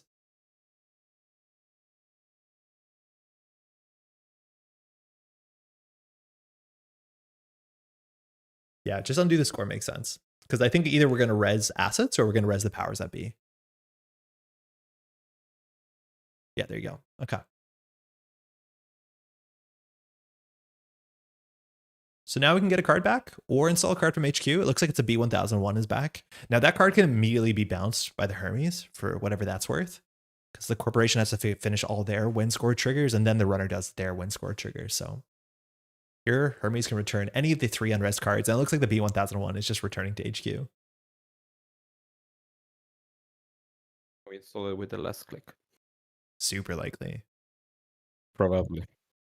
Now, I don't know what server 11 is. Maybe it's a Holoman and we're waiting to see off the top of the deck off of federal fundraising, like set up a 4-2 that has good text, like a Stoke.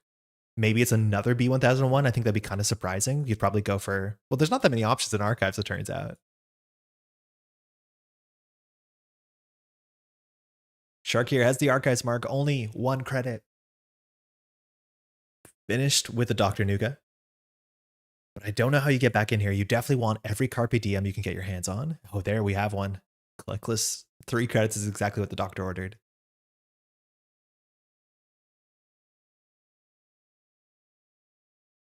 Yeah, but it's tough because you have to go also to for the B101, so that puts you back on. Oh yeah, on 1.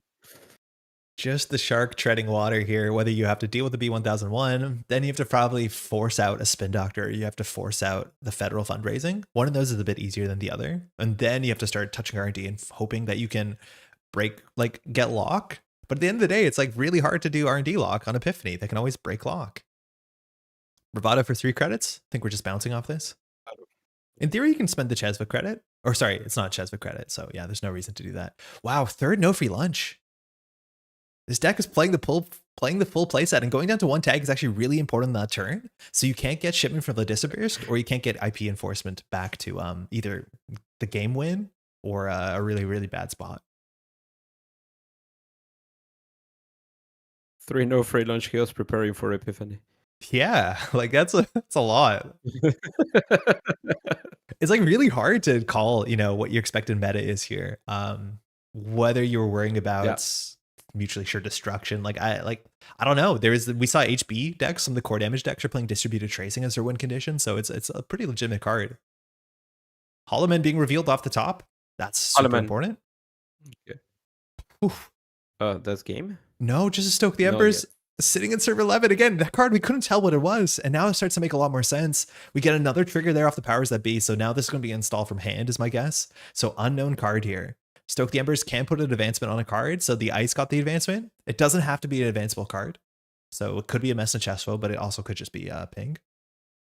But now with the Holoman probably in server 11, it is very easy for Epiphany to spend its only counter to top deck to install and then just score out from here. So Cybershark has to deal with the B1001, deal what we expect to be the Holoman in server 11.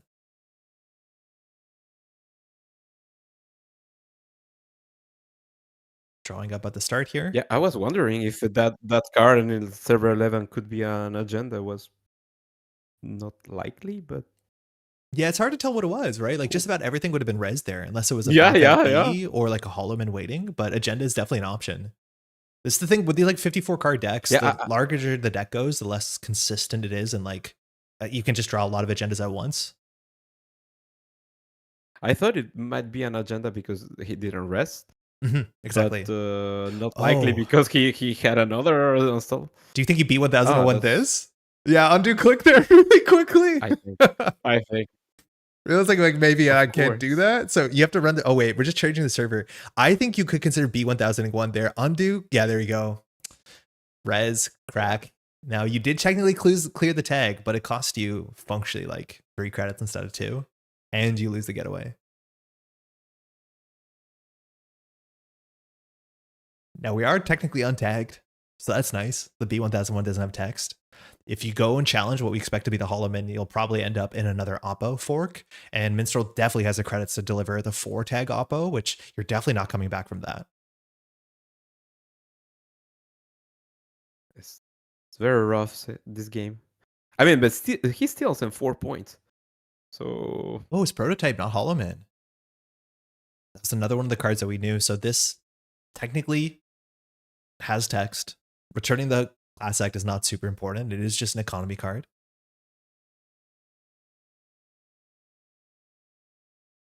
We're looking at the top 3 again. We are breaking lock every turn. We can see a lot of cards here, and we always have the Spin Doctor shuffle. So Minstrel knows these cards and seems to be happy with it, not having to get the shuffle there. So if you install Holloman and you Epiphany, you get 1 counter off of Stoke the Embers. I think you can install Holloman. You can Epiphany a 3/2. No. Yeah, you don't have enough clicks. You need a trick here somewhere.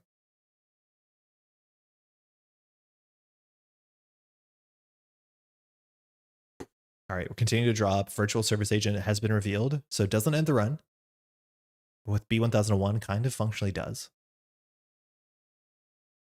With 7 cards at hand, let's see what we can do. 20 credits. This board state has just gotten away. It's all down to Sable. Maybe forcing a shuffle and finding a big old 3-point agenda if they're there. Double advance, or sorry, double install. Maybe we'll get the triple into a Wage Workers click. Oppo Research is not possible this turn. There you go, presenting issues, and I do think Holloman has to be on the table here. Top of R&D is safe. I think Minstrel's sitting pretty comfortable unless they flood it up in a really awkward spot, but he should be able to manage that with Spin Doctor and with federal fundraising. The longer federal fundraising goes on, you're just not drawing agendas if you don't want to, unless you can force a shuffle. So I think Minstrel might just be in the perfect spot here.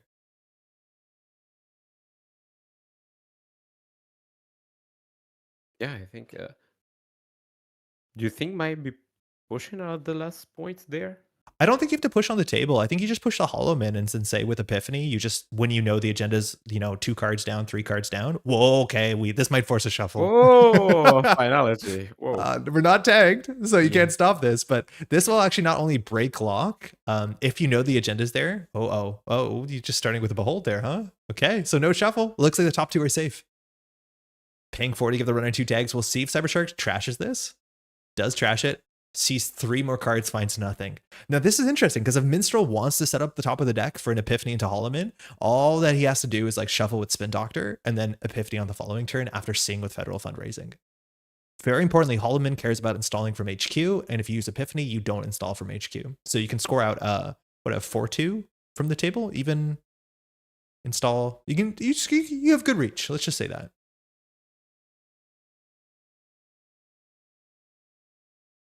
Man, making that run and ending with 2 tags is just so rough with the iced up B1001 here down to 1 credit. There is literally no run Cybershark can make Not before the touching game's any. over. Yeah. Now you probably have to clear a tag here if you want to respectfully disappear, score IP enforcement, and that's exactly what the Shark's going to do. Passing back to Minstrel. We'll see if we see that auto shuffle off the Spin Doctor because the next 4 cards, or the next 3 cards, are definitely not agendas. Looks like we're good with what we have here. Federal to start for 3.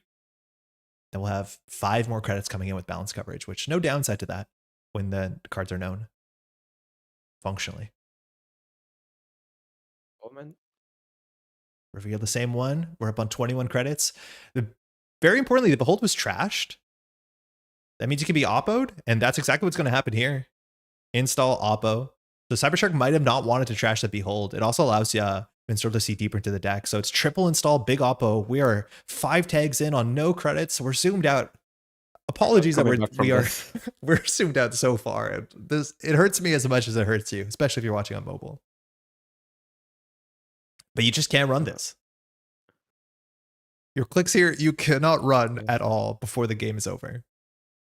Minstrel can put 5 agendas on the table for what it matters.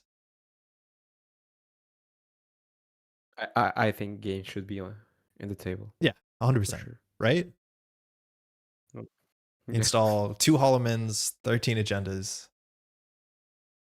Cybershark cannot make a run. You have to trash B1001. That costs you 3 credits.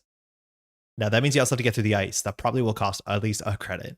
So that's 4 credits that you have to make, and then run B1001, and then run everything else. It's very, very, very, very hard. We're drawing up. I'm not sure what draw gets you out here, but there's not much else you can really do.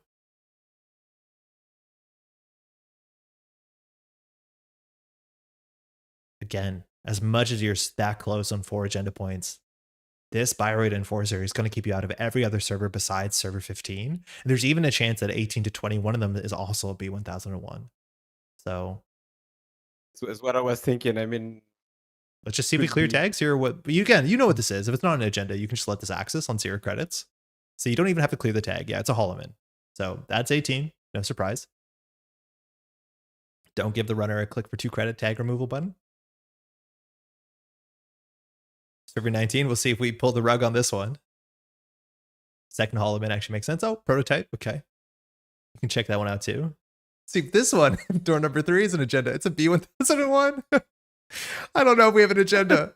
I don't think we do. I think we're really waiting for a Spin Doctor Shuffle or the Epiphany to find something off federal fundraising. Man, that's wild. We don't have an agenda. Wow. Again, it's a 54 card deck. So we've seen 10 of what the 22 agendas. There you go off the top. It's a 0 to freedom of information. No matter what you do with this, it just goes into your score area. Good game to both players. These Epiphany decks are doing really well today. I do think Cybershark's economy did not keep up. And unfortunately, the further you fall behind, this is a very swamp of NBN horizontal, where you have to deal with the prototypes to bounce your stuff. You have to deal with the B1001s. You have to deal with the wage workers. Very, very, very important. Yeah, Cybershark is saying, forgot to clear the tag before a clean getaway. That was a huge swing. Losing 6 credits to clear the tag there was definitely a pretty important swing. Good game to both players. It's very impressive, the deck. Oh, for sure. Yeah. Okay, that took us maybe 20 minutes, maybe a bit more. I want to report that Wenjong and Tuna went for the first intentional draw, so assumedly the first intentional draw. Maybe we can swing into the That's No Mun co-encoder matchup. Usually the LEO decks can take a minute, so we might have something to watch there. Let me just double check. Which table is it? Table 2. I'm just gonna, we're 31 minutes in, so there might not be that much longer. But I get to zoom in, so that's nice.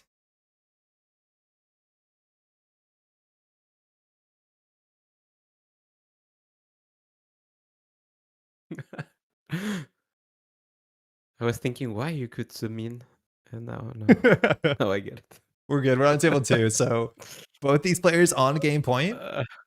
It looks like this is the version that has more than 7 agendas in it. We are full doll rig. Encoder there is running. R&D is going to see up to 3 cards here. Brawn cut through. Again, massive credits. We went from 20. We're now to 17 and empty coffee cups. This second ice here, again, we still have Elio's ability. It's a Hakarl. Now, the text on this doesn't matter. It's just like a pretty annoying barrier. You could technically take the core damage here. Otherwise, it's 3 or 4 credits. However you slice the fish. So strong. I think Encoder, you see the pause here, having to read the text on this one. Now, beefy server, so at least here the Hakarl you can trash to stop this run. It's really hard sitting across the twinning, that's for sure. I'm going to do a scape net check. 1 scape net in the bin, so first twinning removed from game there on the side. Second twinning healthy at 3 counters. Took the core damage, lost a Nuka. And this will bring us to, if you end the run here with Hakarl, you do not have enough dolls to run this back. That's what's going to happen. Hakarl has a job for her first time in its life. Now the card was just installed in server 1, so if we do a seamless launch check in the bin, none. In theory, this could be game if we're looking at a 4-3, or yeah, actually any 2-pointer, we're on 5 points. So that's no mun. Seamless advance could be the game here. And encoder with 10 credits, 1 doll, and a really good We have just one seamless on the bin. Just one? Did I miss one? Yeah. Yeah, you're right. You're right. Yeah. So the 3-2, the luminals, unfortunately, in the runner score area, but encoder here is definitely going to struggle to get this twinning to connect. I would love to see something as simple as a shout out to as Debrato. Really, really nice into Leo.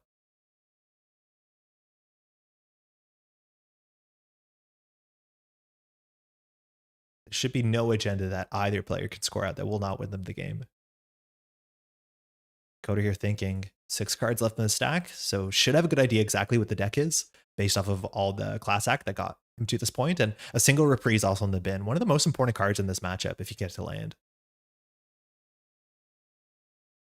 There we got Nuka. We drew through half the deck. With only 1 click left, HQ's the mark. Not sure if we've run it so far. Clean getaway looks like we haven't. There's a Holloman. Okay, good to know where the influence goes. So that didn't end up in the remote server. So the card server one's more important for the setup. So more likely just to be a raw agenda. Holloman not getting trash, staying there is a bit expensive. And just passing the turn. That's it. Seamless launch. Advance. That's no mun. Survived 1 turn. The Hakarl held the fort, but taking it 7-5. Good game. Well played to both players. Look at those credits gained. Yeah, that seems about right. We've accessed 21 unique cards on the runner, so a bit unlucky there, but yeah, Doll's limiting factor in chat. You do kind of love to see it, but there's a legitimate downside to these great breakers, which you just can't run in anymore this turn, and that obviously hurts in the LEO matchup. Oh, it seems like encoder just was struggling to get the dolls fast enough. Yeah, there's no dolls in the bin, so yeah, all the dolls are in the bottom 7 cards or so. Well played, both players. Okay, so there should only be a couple more minutes left in the round. Let me give this a refresh. So it looks like that's no mun took it.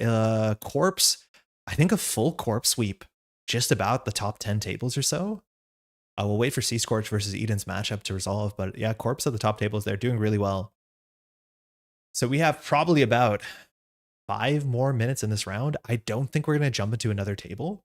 So what I'm going to do is I'm going to throw to music. I'm going to mute our microphones. I'm going to stretch our legs. We're going to go get a drink of nice tea.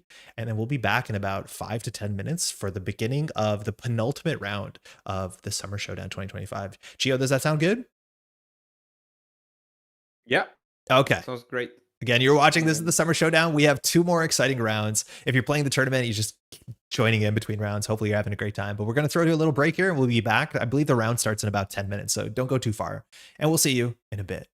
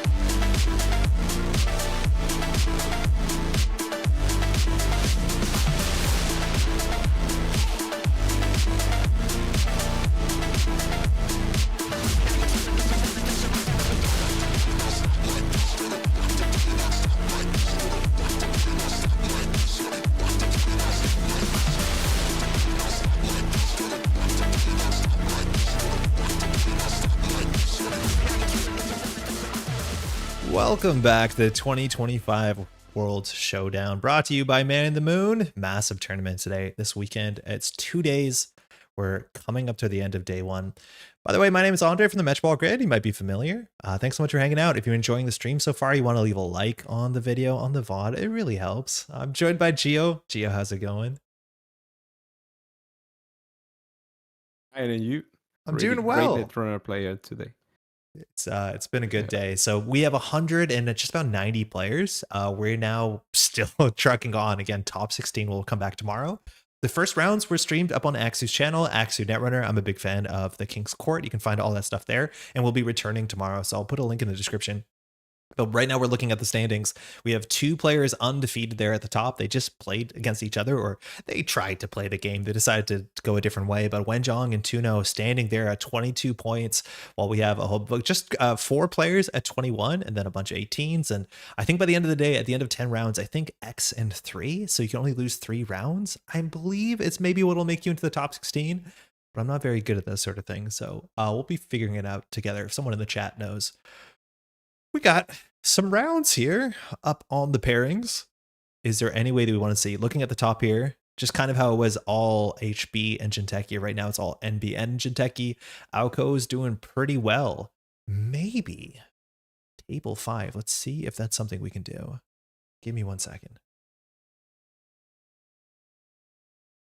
Yeah, maybe we can see some Asa versus Restoring Humanity. That's like a pretty interesting matchup.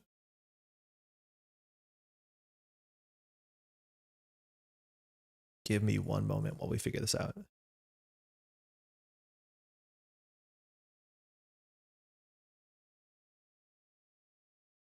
Again, this is round 8. There's 10 rounds today, so we only have 2 more rounds coming up. We're just always checking whether we can get a stream game on. Sorry? There's a lot of players sitting at 15 points at this point of the day. Okay, so for the cut, it will be interesting.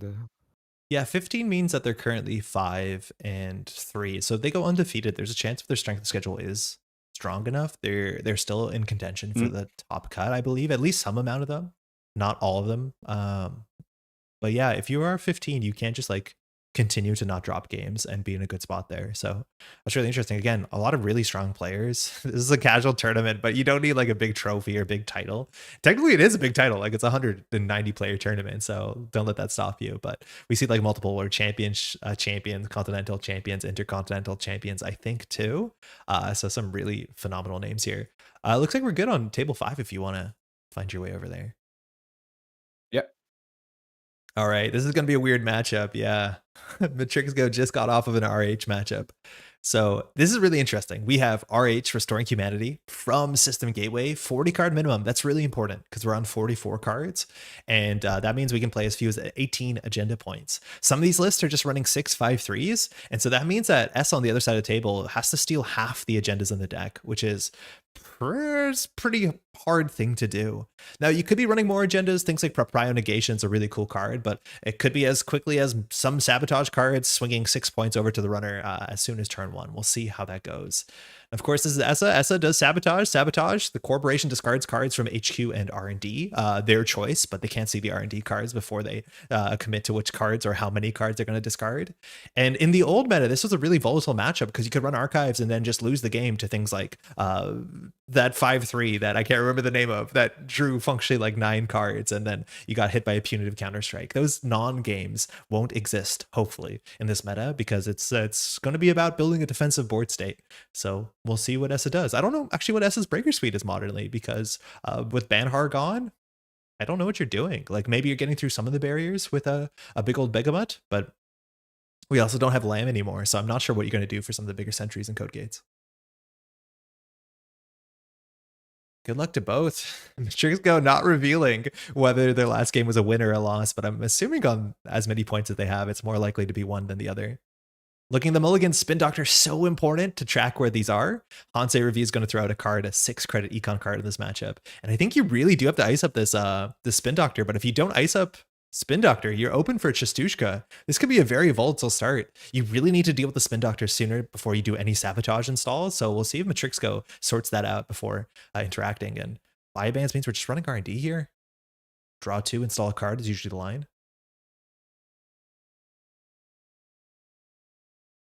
Oh wow, we're on dolls. This Restoring Humanity should be in a glacier, no? Yeah, it should be. Like you assume you're going to see some ice here. I don't know if we saw the Chunky Seal kept or not. Yeah.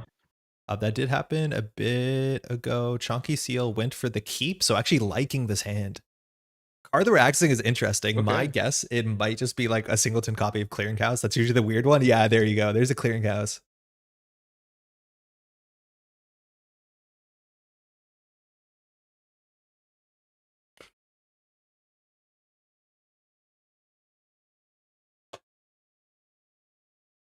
But Chunky Seal is sitting on 15 credits already, so important to build all the protections with all the big ices.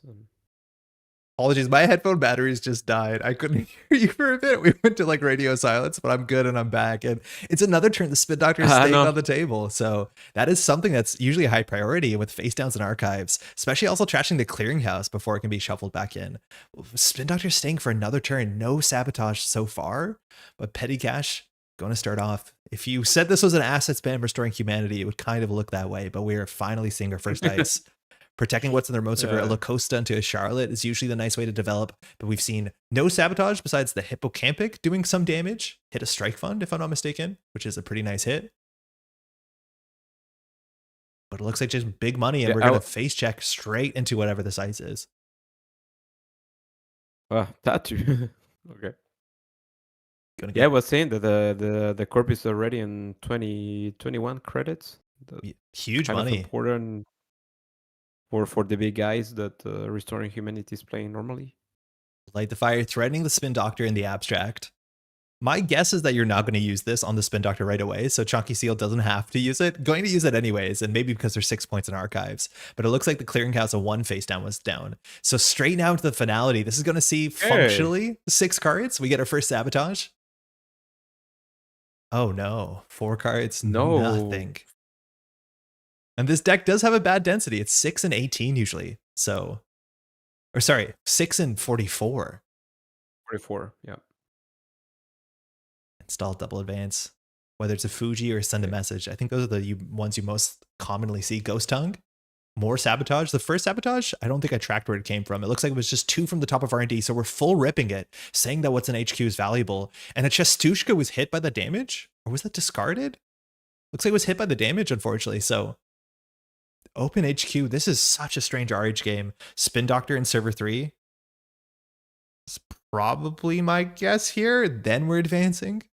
I don't know what's going on. I think it's a slow relevant agenda into a Spin Doctor. Advance and then draw with Spin Doctor. Strange ordering there, but likely, hopefully a Lacosta. A defensive upgrade is also kind of challenged by Light the Fire. And we're just going to straight use the Spin Doctor again. Can't leave it on the table with the threat of Light the Fire. It's really cool to see. And so that was 2 shuffled back. Marrow. Getting a Steel Skin. Now we went for the 1-in-1 split. So I think there's only 1 unknown card straight in archives here from the top of R&D.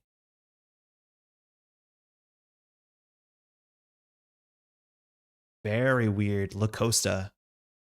Now we get the Petty Cash. Chonky on 18 credits has no problem scoring this out and pushing the next agenda.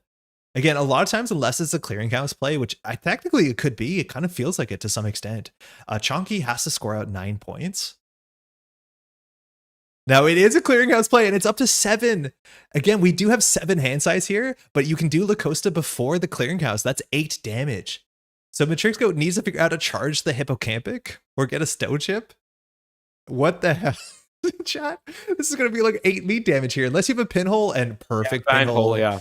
Exactly, credit perfect there. So that makes way more sense. It didn't look like a good old agenda. Oh, because Cypher. My God.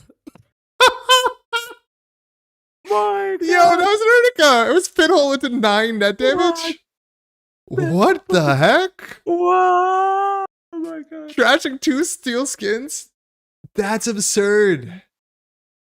Wow. So, like, if you don't make the pinhole play this turn, this whole play falls apart. Because obviously, if they don't res it, if it's not lethal, it's not the thing that you think it is. So this was obviously the last turn on both fronts that you had to interact with it. The credit perfect pinhole into 9 net damage. This is, again, a Hippocampic with the Marrow. Just wild. Well played to both players. Yeah, did you think I have a pinhole? Wow. Yeah, I mean, like, I'm gonna hope. Yeah, but it really looked like a Clearinghouse. I think I might do pinhole also. But that's absurd. That is so absurd. Oh man. All right. Well played. Weird game. We saw 1.5 ice, but hey, that's all you need to do a 9 damage burst. Well played, Chunky Seal. Good to know.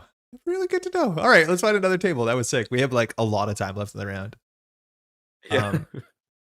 Okay, let's see what we can do here. So understandings. I would love to see. Can we do table 7? Let me check really quickly. Those are 2 phenomenal players. Yeah, Magda. Into AU.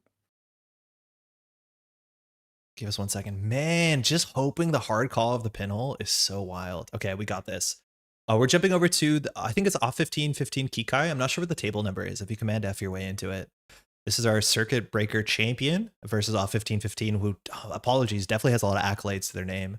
Very strong European player as well. Kikai warning us it's past midnight, but we have an Alco here. Can't tell what kind of Alco it is so far. We've only seen Spin Doctor, but that Bladderwort only giving a credit. Bear that in mind. Kikai, phenomenal player, runs the Surveyor, which is just a phenomenal Netrunner blog as well. And then off 15-15, playing Magdalene. Good setup here with the double fermenters. We have a coupulation and just kind of sitting comfortable there with no face downs and archives. Not a big threat to run. We'll see if a false slate into an Oppo setup changes the mood very quickly.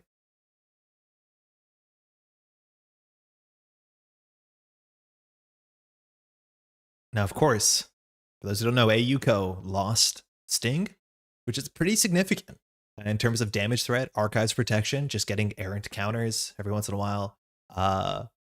Now you have to work a bit harder. And so we'll see. I think we've seen more Regenesis today. I think we did see at least 1 false lead into AUCO.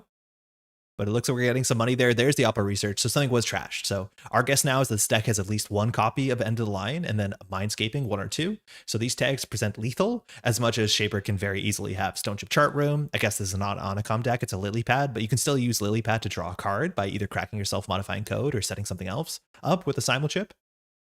Checking server 3. That's a Moon Pool. It's been here for at least a turn. We're going to cup that to play around Oppo to some extent. So we'll see if we clear the tags here or check server 6. But we do truly have face down cards in archives, and often when you deliver the Oppo, you also want to put stuff on the table that puts you forward in terms of points. So maybe we see like an archives run, clear 2 tags. Technically clearing 1 tag is good enough because you can only do about 5 damage. Or sorry, 6 damage? No, only 5 damage with 1 tag.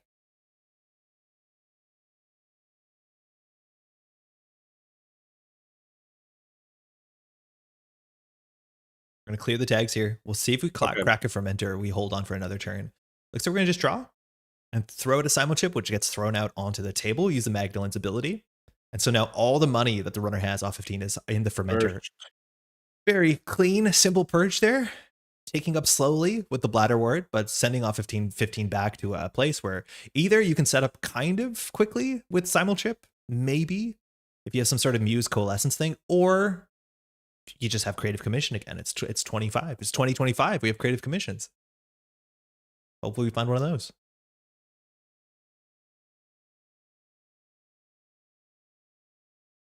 Now these Oppo decks are playing See How They Run. And that's also potentially an issue. When you have self-modifying code, that does help a lot with the Lilypad and or the Simul Chip. So you're functionally always a 6-hand shaper. That means that the burst damage you can do, you really need to set up something with a Moon Pool and a lot of counters. Because if you do double advance and a line, that's usually only 5 damage unless you also have a FUD, which can give you a bit more reach there. And there you go, just credit, Creative Commission. So we'd love to have an 8 credit fermenter there.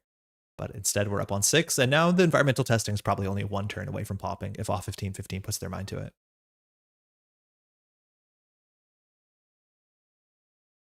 Triple advance. Let's see what it is, just Longevity Serum.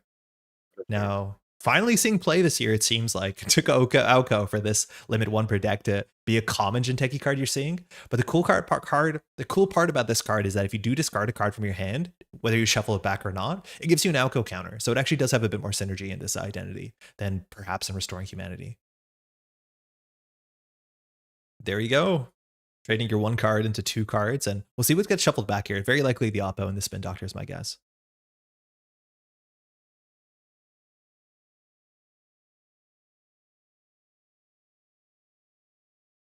I love how you can see in real time. Again, if you're playing in paper, you can tell which cards people are prioritizing, but you get to see that green highlight. And it looks like it was the Spin Doctor and the Oppo going back in R&D.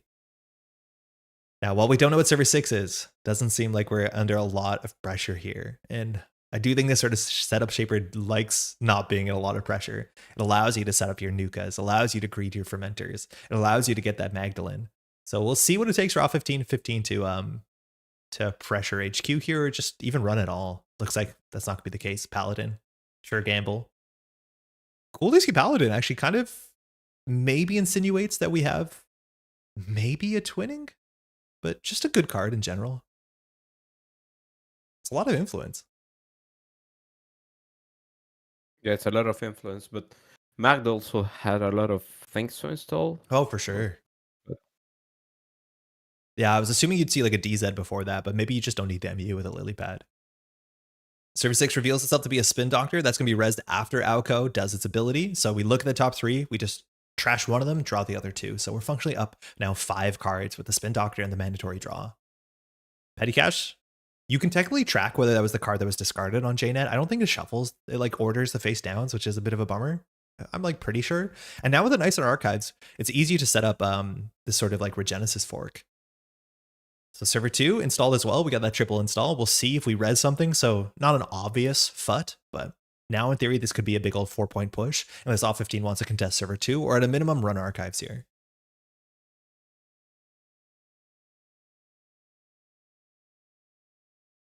Eight credits, self-modifying code, simulchip, 1 overclock will set you up with a bunch of breakers. There you go, starting our first fermenter up on 14, and we're charging straight into server 2. Healthy hand. Ability to get what we want. It's a MuslihaT, so usually going to force out a Fractor here unless you want to bounce. So maybe just a Propeller. I don't know if you need to pull a Gauss on this turn, so Propeller for 2. Power counters and 1 credit. Getting us closer to environmental testing, so it's a Reaper function. This does show up in the kill versions. 2 credits to trash that. And I don't think we've seen any stone ships so far. So like all the survivability, the extra survivability is attached to the lily pad. Also charging server 6 here. Fly Swatter getting the purge is somewhat meaningful, as much as we're very close to 9 credit environmental testing. I'm not sure if you're going to get a breaker here. It is a reasonable turn to grab a simulchip. I also want to know whether this deck, like we do see the Muse, whether it's on a what's his name? The soup guy. Knickknack. Whether we're on a knickknack or whether we're just playing the Shaper event that discards one of your cards to get some credits and cards. Saving a job next turn. It's nice. So end the run code key here. Not sure you're incredibly required to chase down a spin doctor on this turn. So we'll see what 15-15 wants to do on this turn.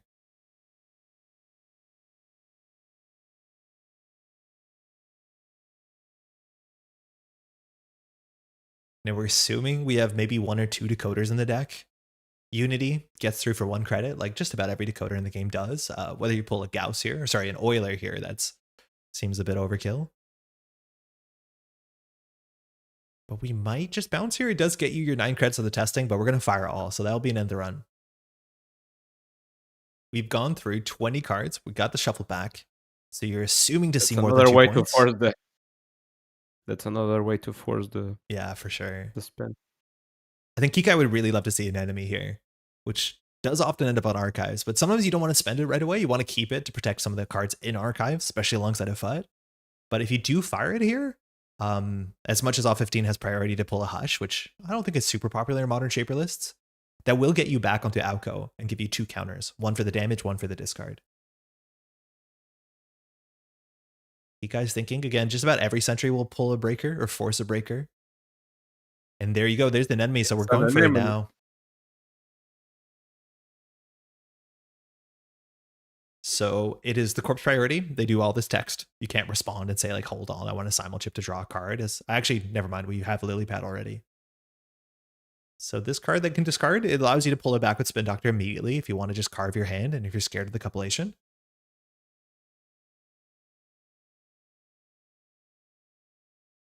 Kikai really thinking it's late at night, that's for sure. And this game, like all the games played today, really do matter. So a lot of pressure for sure.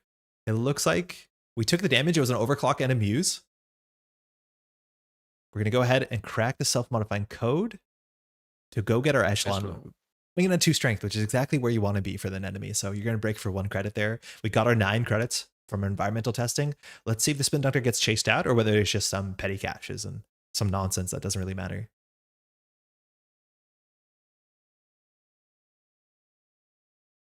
Looks like it's going. So we'll see what's shuffled back. I'm assuming you would do maybe a Reaper and a face down unless there's 2 agendas. Maybe the face downs are more valuable. But this deck usually has 3 spin doctors, sometimes 2, has 3 moon pools. So there's a lot of recursion. So you're pretty happy discarding your agendas kind of freely and then just assuming one of your assets will bring it back sooner than later.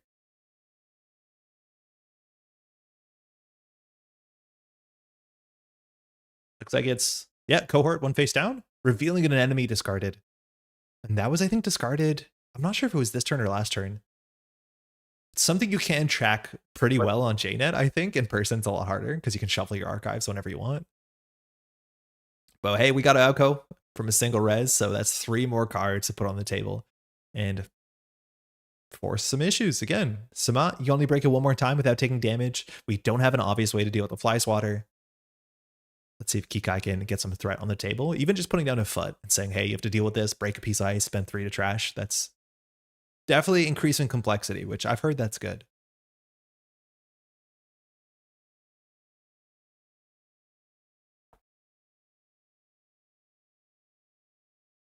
Kikai's thinking here. We have about, I want to say 20 minutes left in the round. And both players still have a lot of work to do. Now, points might not matter that much. Again, Oppo matters more for threat. And you can give a Fuji. It's not their favorite thing to do. But this is more so about setting up that sort of kill combo. The Oppo research lines. The protective FUT line. So it's not super necessary that Kikai rushes towards 7. And maybe this is also not even a Genesis list. So far. Yeah, we haven't seen one, have we? Yeah.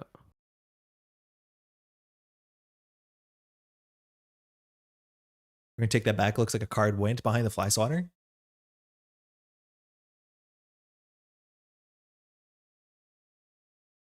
$15-15's waiting there again, holding onto the moon pool, keeping 1 captive. It's only a matter of time before the agendas do just like accrue an HQ, unless Kikai's putting them on the table. And again, we've gone through about half the deck, 23-ish cards, 22 cards. And we've only seen 2 points. We did see 2 shuffled back, so you want to keep that in mind when you're doing your divide by 5 math. But it's not unlikely that if you send a couple H in here, you'll end up with at least something in your score area.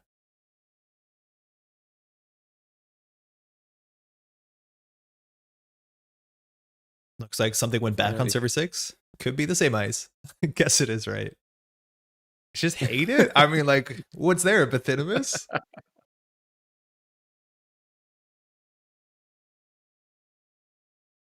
Yeah, if you're going for the FUT line, you want to track the runner.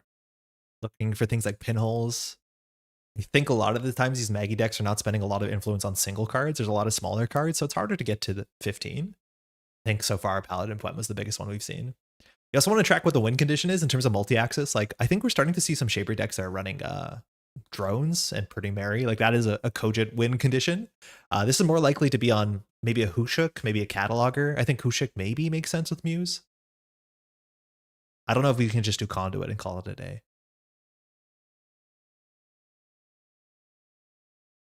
Now, with 1 card down in archives, this could, in theory, be a 4-point threat with Regenesis, but we'll see what off 15-15 does here. 8 cards in hand. Gonna be able to at least install 3 cards if we want to. 1 with Maggie, 2 with our last 2 clicks, but we're charging R&D with a healthy hand. With our Echelon on the table, there's no big sentries we're super worried about. It's been a lot of credits if it's big, but it looks like the Axis here. We'll see if we use the compilation. Looks like we are going to find a Hansei. There's the end of line and a second end of line. So that's actually a lot of influence. That's 8 influence on end of lines. That's not super common.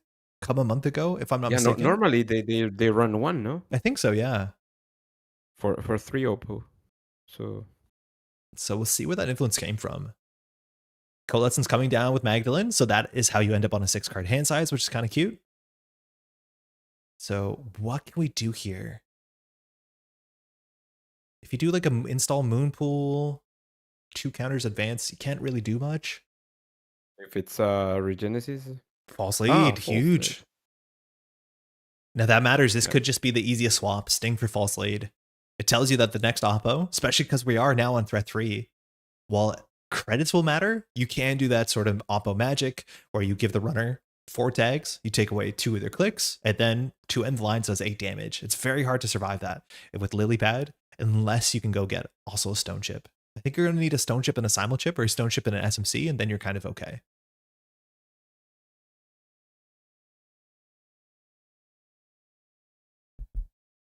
We're thinking here again, maybe about 15 minutes left in the round. I think that round timer at the top, 80808, super accurate. But those 2 end of the line suggest that this deck is running less Oppo. Yeah, 8. You could be running 1 Spin Doctor, 3 Oppos, 2 end of lines. Like, there's a chance that you can skimp on the Spin Doctors when you have Moon Pools. Like, I know I've seen some decks run fewer Spin Docs for that reason. But yeah, maybe you're right. It's like 2 Oppos, a Gaslight, 3 Spin Doctors, something like that. If I did the math quickly. Off 15-15 has another good line here, which is like recur the copulation with a Muse or Simulchip and try and steal at least 1 end of line. Because if Kikai only has 1 end of line, I think it's actually really hard. You would need like Mindscaping end of line, which that only does 6 damage, which is much more easy to set up a way to survive that.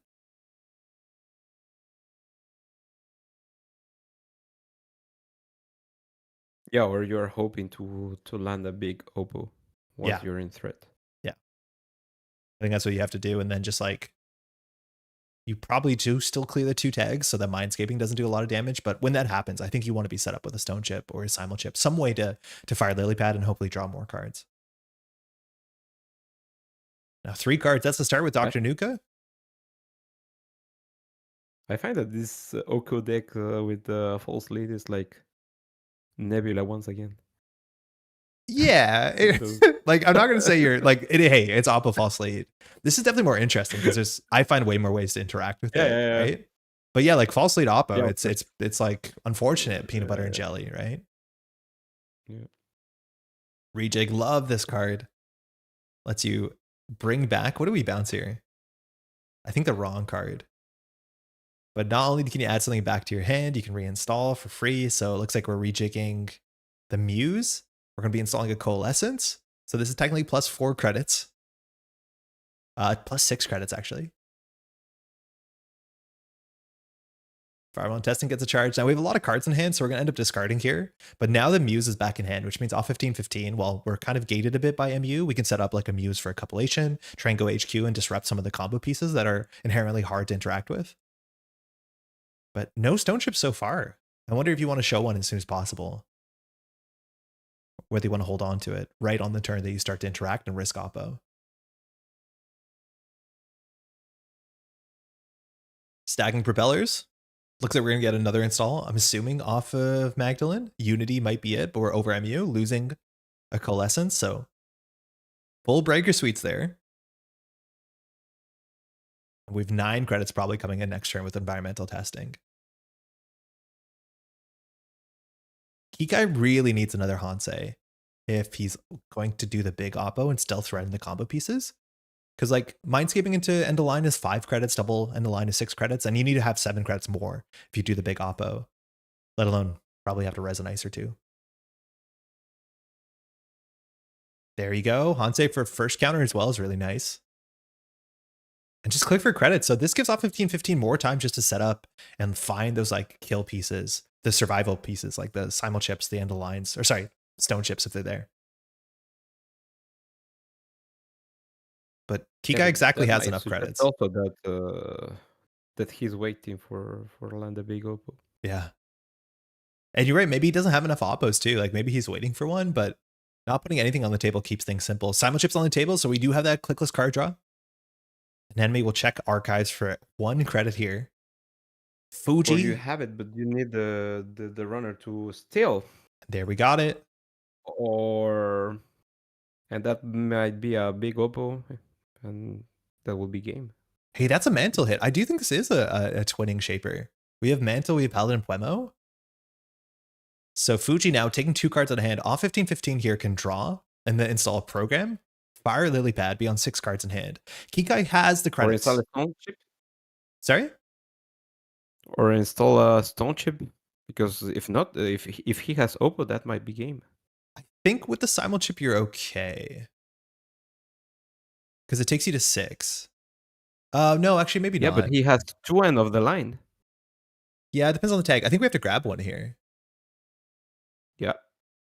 So LilyPad gets the draw there. There, we found one. We grabbed it. Yeah. Wow. Yes. 2 out of 5. Good hit there. Yeah, Second Paladin Puemo, a lot of influence. I take this for I sure. like this. I think that, yeah, of course. Now that means if we have the big Oppo here, if all 15-15 clears Yeah. 2 of the tags, Mind's Giving End of Line only does 6 damage, which is super survivable as long as you have some way to draw clicklessly, which you actually might not here if you're spending 2 clicks to clear tags. You might not have it. You might not be letting that end of the line go. Yeah, the other angle is like Well, you if can just you're float tags and like try and figure out how to flicker your compilation and grab the other end of the line and just throw this one out. yeah, but now you're hosting the end of the line on compilation as long as you don't feel that you might be on game point on HQ. I mean, I don't know. You might be able to that's throw it out, right? Like if you do the math that they're on fewer spin doctors, it's like Moon pulling back the end of yeah, the line is pretty whack. You can do it. yeah. It's been a very good game so far. So install. We'll see if we get the big Oppo here. Again, 4 tags is going to be very hard to clear. We've seen no Hannah. We've seen like 6 influence on Paladins. Fermenters is 7, 8, 9, 10. Compilation is 12. So we're still missing just a bit of influence, but I think twinning is the last 3 influence is my guess.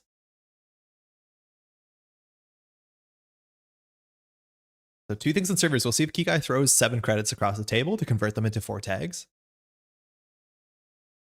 And there you go. There's the Oppo. Let's see how big it gets. We're already 2 tags in, and it looks like we're going to keep it small. Just a little tempo Oppo while putting problems on the table. So I wonder if there's also Regenesis here, or whether this is a see how they run setup, but not forking over the extra 7 credits and saying, okay, well, there's still a fork here. It's just a smaller fork.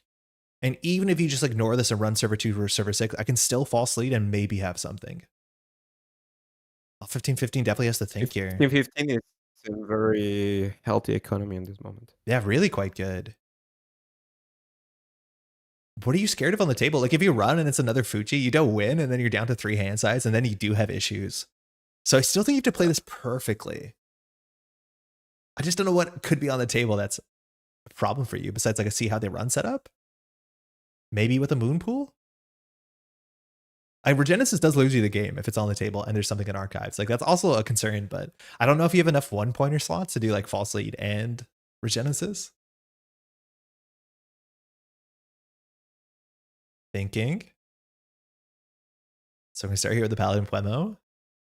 At any point in time between clicks 2 and 3, false lead can flip over. Now, if you lose that agenda point, Regenesis won't win you the game, but we're going to start here by charging the ManintheMoon. Should be just 1 credit and the rest of the other half of the propeller. Single axis. It's a cohort. Okay. Probably still worth trashing for 2 credits once we're in there. It stops some faster scores out in server 6. Now, server 6 here, if it's an enemy, it's interesting. Clear tag. No action. So we kept the false lead, and in theory, this could be game if this is Regenesis. Yep. But I think it's super unlikely with false lead in the deck as well.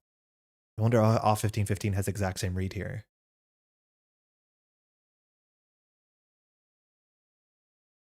Now, all you have to do here is triple advance. It's that simple. 1 face down in archives. Now, Oppo could go across again. We've seen 2 Oppo so far. 1 did get shuffled back, so there's only 1 in archives. But we did see a second end of line on HQ just a bit ago with the first compilation. So we do know there's a fair bit of influence spent on Wayland meat damage. You guys thinking again? As it approaches 1 in the morning, still playing at high level. Double advance into Oppo. Okay. Fork generator. And this is now 4 tags saying, okay, I'm only on 4 credits. Wow. Cool fork here. So this looks like it's a Fuji, which won't win Kikai the game. But if you run that, you're going to lose 2 cards from hand. And there's no way you can clear enough tags. The question is, Kikai needs to have enough money to threaten double end the line here. So it's like, has to be petty cash double end the line, or I guess Bladderware brings you to 5. You can do click for credit, double end the line if you don't clear the tags. This is a good fork. Notably, Off15 has slightly more money than it looks. There's 2 counters on the Coalescence. Technically, you can remove them. JNet, I don't think allows you. They might have fixed it by now, but those credits, if you get them on the Coalescence or the power counters, there is a window there to grab them with Maggie at the end of the turn. Yeah, Kika asking, maybe action after second click. There is a big false lead here. And Off15 will almost definitely be floating 2 tags, which in theory can be at least 5 damage, which is probably not super lethal with the second end of line stuck over on the other side.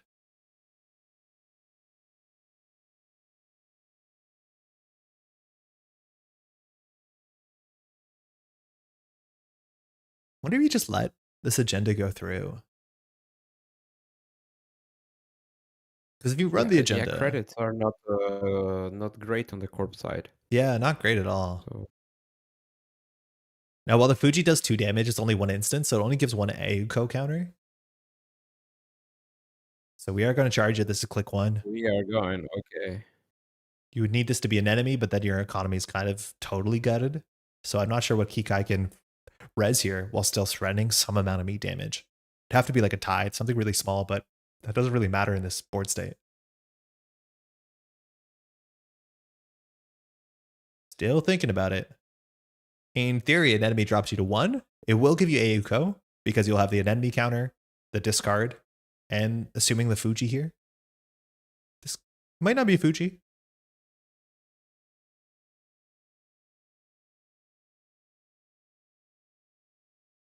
Thinking about the res, 4 credits is not a lot. Ooh, Phonotria.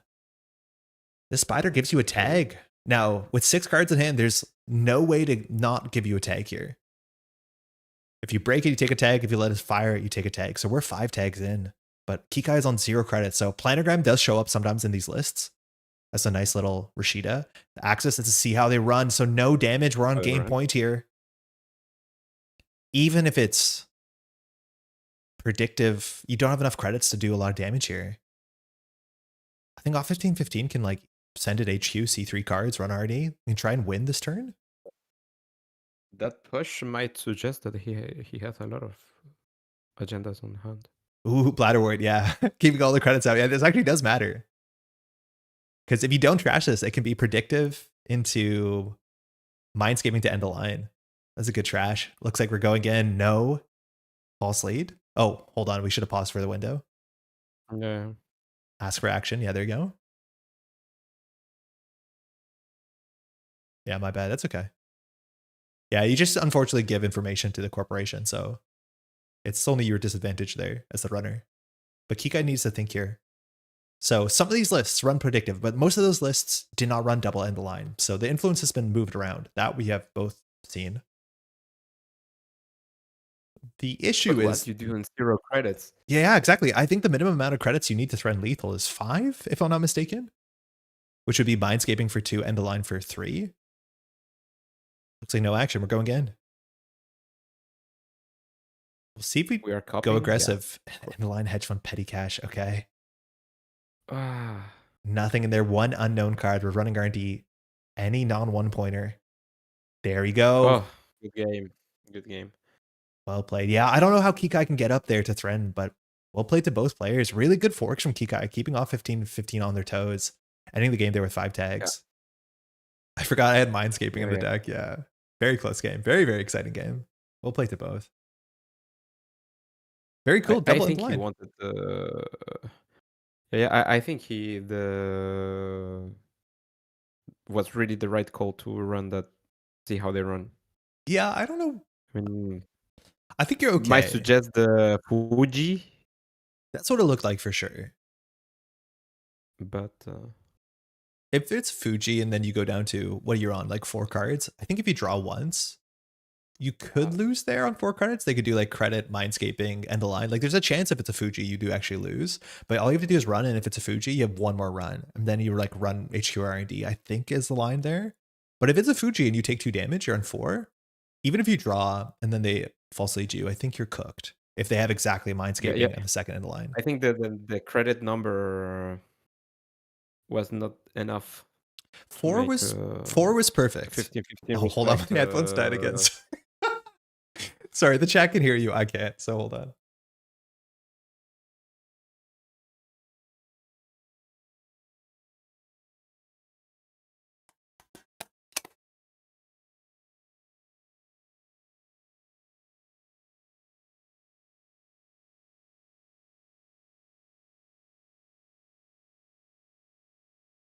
Hey, what's up? I'm back. All right. Yeah, I was saying that I think that the credit number was not enough healthy to make a 15-15 It was respect. actually just like perfect because you were on 4 if you don't res the ice, and then you do click for credit, you do mindscaping for 2, and then you do end of line for 3. It's like literally credit perfect, but you need to have the mindscaping in hand. You have to not res any ice on the remote server. It's like very, very possible, but very tricky. It's as close as it can be.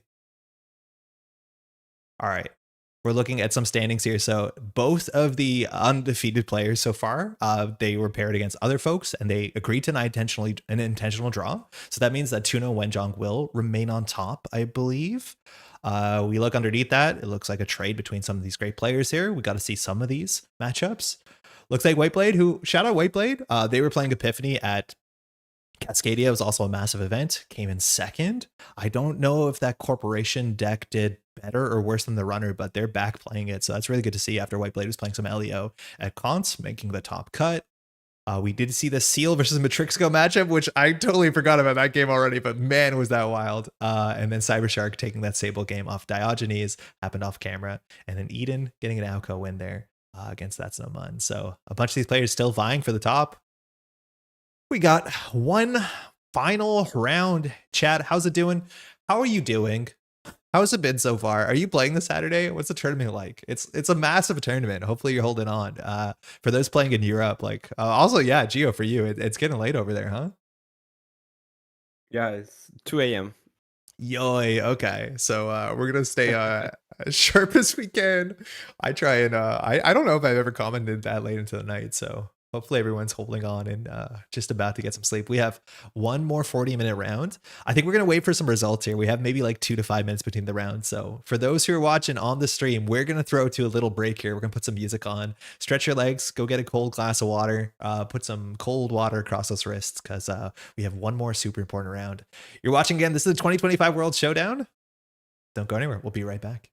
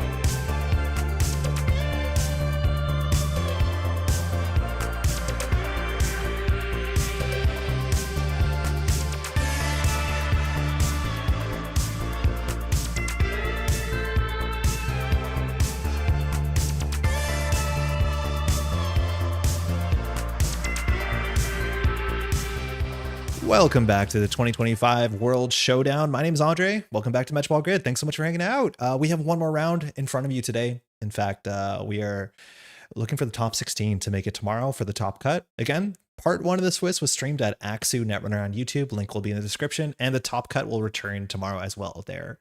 Hopefully you're going to be there for it, or you're going to be playing. Speaking about playing, look at our standings right now. Actually, Gio, you want to shout out? We're joined by Gio. First time commentating too. Been only playing for just since the beginning of the year. How's it going so far?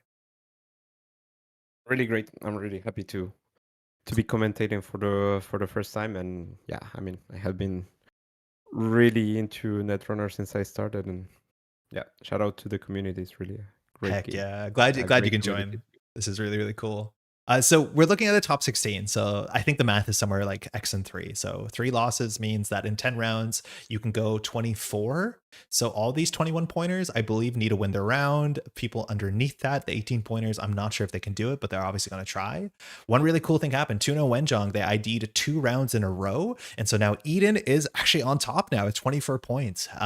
Eden, we'll see who it's playing against, but this is going to be a bit more interesting. I think there's maybe 1 or 2 tables that can ID. If Eden's playing against Tuno or Wenjong, I think they're safe almost regardless. And so it looks like that's already been locked in. Wenjong versus Eden as an intentional draw. For those who don't know, an ID is 2 players call over judge. They shake hands. They don't play the game and they just get 1 point as if they drew. It's something you can do. The organized play supports it. Just you have to do it with a judge. But otherwise, we have a block of Jintekis and a block of LEO constructions for a while. And all these games are pretty important. What round do we want to see? We've seen a lot of these players, but again, that is what happens with good players. I would love to see table 6. Give me 1 second. It's Sable versus RH. I think we saw it on RH game at least, but it's a very interesting matchup. And finish pretty fast. Yeah, that was but that was not Shark. Shark was running into that. Or no, that was Shark's deck, right? So we watched Shark on RH. Am I getting mistaken? No, we watched Shark play Sable 2 rounds ago. Excuse me. Let me double check really quickly. Table. Okay, give me 1 second. See what we can do. I don't think that table's up just yet. You're looking to table 6, right? Yeah, I was searching by name and I couldn't find it because as soon as you search table 6, it's like all the table 60s show up. But I don't think that table's up yet, so we're gonna hold on for a bit. The round was just paired. Again, I do believe this table definitely has to play the game. Though as we've seen a lot of these players already, which is great. They still have a bit of work to do.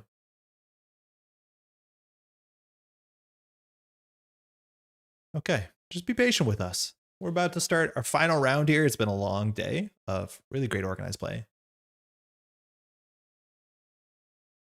190 players. Yeah, it's absolutely wild. Prize support's really good too. There's a lot of like stuff that was made for this event. And if you don't know, ManintheMoon has a website, netrunnercards.net, I want to say, with only 60% confidence. I'll find the link in the description, which is a really great place if you're an organizer and you want to get some extra prize support to hook up your tournament. Yeah, we watched Seal on RH. Yeah, you're right. Yeah, it was chonky. Yeah, 100%. Thank you. Table 6, where you at? Are you not playing? Okay. I think I got the URL correct. Nailed it. All right, give us 1 second. All right, we also can say that Tuno versus Warlock, 2 phenomenal Italian players, also I believe related, win for the idea as well. I think they should be locked in for the top cut. So we already have 4 fantastic players ready for Sunday games. So the other 12 to sort out, they have some opponents already ready for them. Table 6 ID'd. Oh, wild. Okay, interesting. It is pretty late, at least for Rotom, that's for sure. So I'm not sure where Cybershark plays out from. So let's grab another table. Maybe we could do table 5. We just saw off 15-15. Maybe we'll do table 7. That might make sense. Give me 1 second.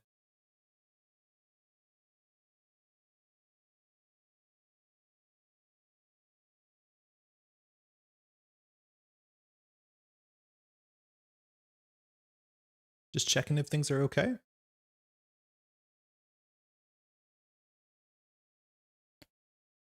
Okay. Thank you. Okay, great. We're off.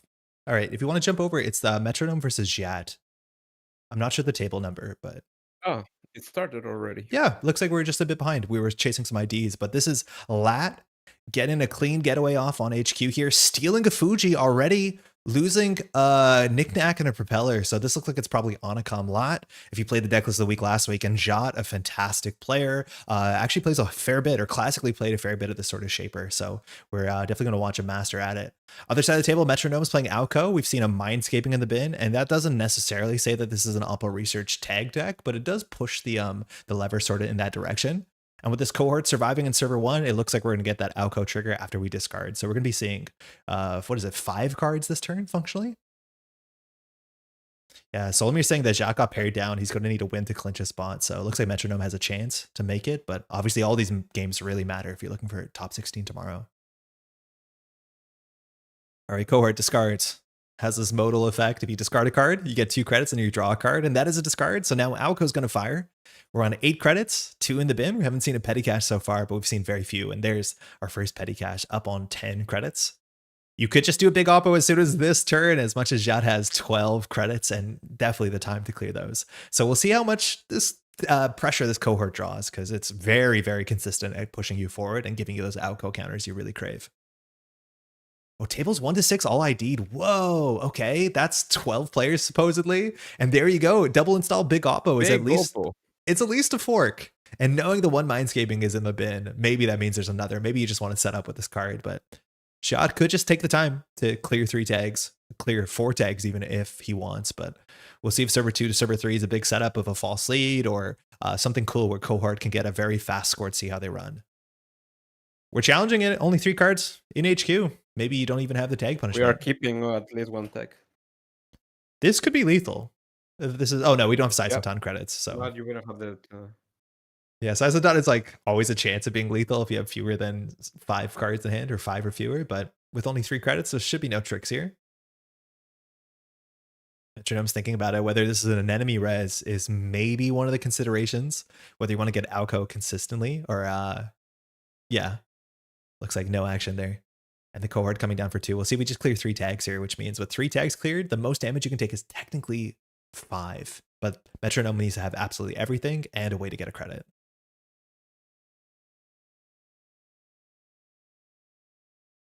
Bladderwort server 2, that needs to come down. That's an Alco counter, that's more damage. Shot. Now 4 tags is a lot. 2 tags means that the most damage you can take. Ooh, looks like we're going to be floating all the tags and hoping. That's another Bladderwort. So all those assets need to go down here, but Metronome with 3 credits, you would need to have something like Predictive into Mindscaping and to end the line. It's very unlikely that Shot flatlines here, but technically possible. I guess even double Mindscaping could do it. Credit double Mindscaping, but I don't think I've seen a lot of these decks run more than 1 Mindscaping. Maybe, sorry, more than 2 Mindscapings, but one's in the bin. We're drawing, not getting that lat, but 5 cards in hand is safety. He's even the 4 attacks. Okay. Ooh, here's a good punish. There's a predictive 3 and 3. This actually means that you can do technically lethal damage if you have 2 end lines in your hand, which is not super common. But you love to get that Rashida Yahim click. See what Metronome does. Keeping one end of the line does it also. It does do it, yeah. You need to have exactly both of those. Looks like that's not the case. We don't. Yeah. Still quite scary. Now, Lat's board say you do at Metronome actually want to install another card here if you can, just to make it harder for Lat to go up to 6 hand size, which in context of 4 tags isn't that much more safe. But you always want to make it, if Lat's going to chase the hand size, to put them in a risky situation. There you go. 2 installs after we got that predictive 3 and 3. Again, that modal text. JNet reminds, as much as in person, you can forget about that tag. But Shot's drawing up. Sure Gamble, we'd love to see an Onacom. Does a lot to make you stay survivable. SMC, going to pause there for the lat draw. Not asking for a spin doctor. Sometimes can be a bit awkward there. Maybe they're on voice chat together. Gaslight, that's not good. Oh, yeah. Chat is really not respecting the text. So there's the end of line guaranteed in hand. There's Mindscape end of line. It's just that easy. Yeah. Okay, game, yeah. Not clearing the tag. Jot is going to find the wrong end of 7 damage. And with that gaslight, that one influence sneaking through, it's a fast game. Good game to both. Well played, Metronome. Well played, chat. All right, good luck in cut, Metronome says. I mean, like, I don't know, either players could maybe make it to cut there. Let's see what other table we can jump into. That was a fast one. So we see here 6 IDs. That was the 7th table, the highest table that was playing it out. Let's see if we can see table 8, Whiteblade versus MuslihaT. Both fantastic players.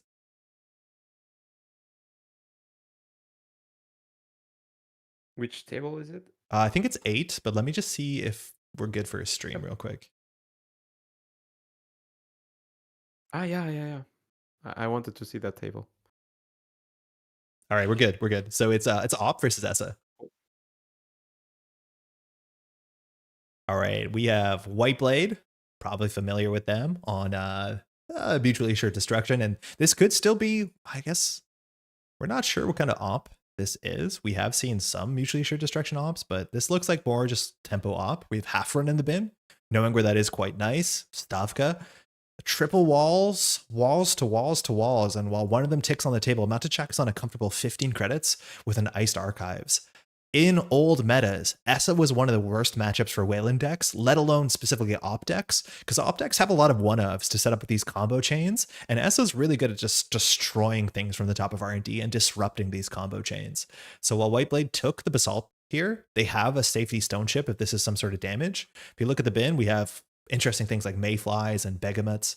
So we'll see what the Breaker Suite is while MuslihaT builds out another server. Drawn up. Sending a finality? Hold on, we're not scrolling here. We're playing a finality, just eating the 3 credits on white space. This does see about 6 cards here. You can steal SDSs with no installed programs, but this is going to do some amount of damage.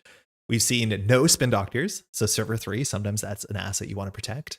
But again, this white space, that little face check there, it does hurt, but doesn't require a breaker. So we'll see where the sabotage comes from. It's already in 4 core damage. Oh man, yeah, we're down to 1 hand size, which like eventually we'll find a marrow, but hey, these are the cards you have. These are the cards you're playing. Yeah, 4 core. Okay, it looks like it was 2 from HQ, so R&D is relatively safe. The 3 advancements on HQ could mean anything, really. Wall to wall doesn't care what the card is. All right, so we have enough credits. We can pay 3, which honestly not that bad. 1, 2. Antil for 1, 3, 4. Got a slash and burn. We're on gain point. We do have to play around measured response, and a single measured response will easily do the damage necessary with only 1 hand size. So we need to stay above 8, and we're going to stay on 10. Discarding Katurga and a Steel Skin, and it's just an Antil in server 3. I can't tell what sort of deck MuslihaT is playing. Like, these op decks can be combo decks, they can be pushing up, but, you know, the sort of central pressure with Essa does slow you down. But MuslihaT is not representing a way to like score points. So I'm hoping for MuslihaT's hope, or for MuslihaT's position, that there is some sort of alternate kill combo. Yeah, I think even if it's tempo Oba should be playing 3 measure response. I think, but yeah, if it's like full assets, that's like not uncommon. This could be, and Whiteblade in theory could only survive 1 of them. The first one does 8 damage, you pay 8. Or sorry, 4 damage, you pay 8. The second one comes through. So Ice R&D server 4 kind of looks Spin Doctor-esque, but now with the ice could be anything, of course. We're just kind of waiting here. Steel Skin to draw, looking for the marrow, and there it is. We're back up to somewhat healthier 3 hand size, as much as that's still just below what measured response can threaten. 1 good sabotage is all you need. Lie low getting trashed too. 1 influence. Little card draw tech. Little tag tech. Technically also a bit of tech into false lead if you want to dodge clicks 2 and 3. Sabotage 2 from the top of R&D kind of suggests, well, we know those cards were safe because they were seen with, that's sometimes the ugly thing of finality, is if the cards 3 and 4 were not stolen or trashed, you can probably get rid of them from sabotage. We're on 8 credits here as much as we haven't made a run, so we'll see. Again, this is a very explosive turn. Antil will become 4 credits, a card draw, and then become a 2-coster if you want that. That could be a Hollow Man, and then MuslihaT can start doing things like Azief from hand. But we'll see again. What 2-coster comes out of here tells you a fair bit of the deck. Because if you grab a Regolith, it's not something really ManintheMoon wants on this board state. So if it's like a Wage Workers, it tells you something. If it's a Holoman, it tells you something.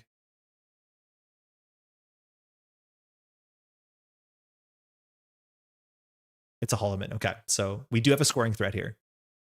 Now, putting it on top of the wall-to-wall, you can bounce that.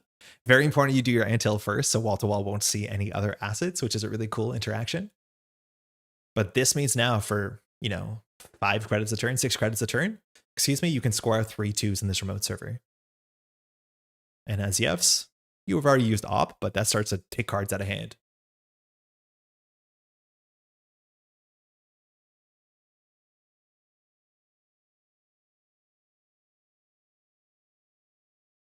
Now R&D is shuffled. Yes, I need also to find the breakers.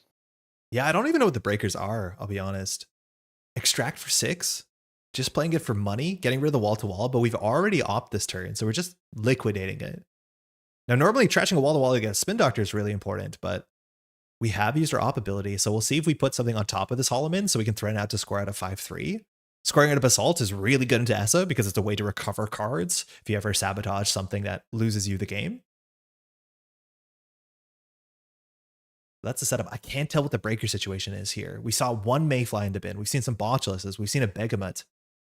But more cards on the table. Back to the runner. 3 cards in hand, 8 credits. And I think server 4 might just be a spin dock. Quadruple draw, Whiteblade, they're digging for something. Maybe it's just another finality, Botulus finality. But we're going to be discarding, again, more than half the hand here. And so we got rid of, there's a Charm offensive in the list, the second Marrow, third Marrow too, and Fencer Fuena swimming her way into the heap. We don't see so much of that card. Cool. Charm offensive? Yeah. Yeah, no, not at all. I think in ESA, like maybe it makes some sense because, cards get sabotaged, but it's a really, really cute card. Super powerful when it lands, but you're totally right. I don't think I've seen it land. Okay, so there's nothing on top of server 2, so we're technically can move Holoman over. I don't think that's what it's the case, so let's see if this is an UZF to do some damage. Looks like we can also slow roll 5-3s. We have gone. There's only 15 cards left in R&D, and we've only seen 5 points. Now we're assuming server 2 is a big old 5-3. Maybe it's totally safe. Maybe we're looking for a way to steal SDSs, but Whiteblade's clearly looking for something, and I obviously don't know their list, so I can't tell you what that thing is, but Raindrops is a start. We're checking archives. We assume there's a Spin Doctor in server 3 or server 4. We'll see if this ice does anything. Unfortunately, the Stavkas don't do anything, so even if it's a white space, it will end the run, but most everything else should end the run, besides the Stavkas, and maybe a Tithe.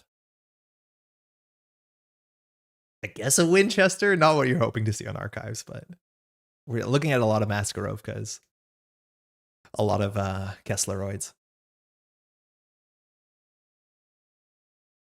Question is whether you res to give the runner card draw, or whether you just use your Spin Doctor, or whether there's just nothing in there. We're looking at 7 face downs, but it's a SDS drone deployment again. We don't have the program to threaten in this, and I'm assuming that there's a Spin Doctor on the table, and if there's not, this Basalt potentially in server 2. It's going to change it. Oh, Biobands. I love this threat because it could install a program, but instead this time we're going to res the Maskarovka.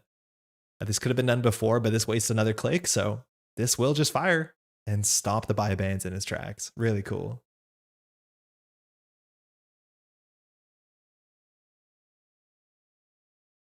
Yeah, I think should be Basalt. Yeah, Metashak, I think that would be the best case for sure. You could also go for like a big off the books potentially, and then just get like a Spin Doctor, or just jam the next agenda more likely and have a Spin Doctor already on the table. I think that would be pretty reasonable. I don't know if there's some weird kill line here, like Kimberlite to trash a Marrow is also kind of a fun disaster, but that would be pretty surprising. Resing the Excavator, getting rid of the Maskarovka. Influence on the archives. Yeah. Hey, Kessleroy, that's cool. So that's just a bit more credits. It does take cards out of R&D, but this is a harder thing to just Botulus and run through, which is technically a threat. This is much, it's a bit more difficult. It kind of requires a Begamut or a Mayfly. There's a Spin Doctor in server 3, so no surprise that there was some protection. And MuslihaT can see all the cards before deciding what to do with the Spin Doctor server 2. That definitely looks like an agenda. But there's fewer and fewer servers that Whiteblade that they have access to at this point. Again, hard to tell what the Breaker Suite is. Apologies, I can't sort the bin. But we do have a Begamut here. We do have 2 Botulists and a Mayfly, if I'm missing something. So it looks like it's just pinch breakers. Oh, SDS Unfortunate. has no text, but Marrow does. Got a Sabotage 1. We'll see where that comes from with the Spin Doctor on the table. It's probably just a card from HQ. Okay. And now we can keep jamming this turn. We can put another agenda in the remote server. It looks like a 3rd card on R&D saying, hey, that's where the game is right now. I don't want to lose to another finality. And Holloman's going to threaten out another 5-3 this turn. It can be game over in maybe 2, probably 3 at least turns.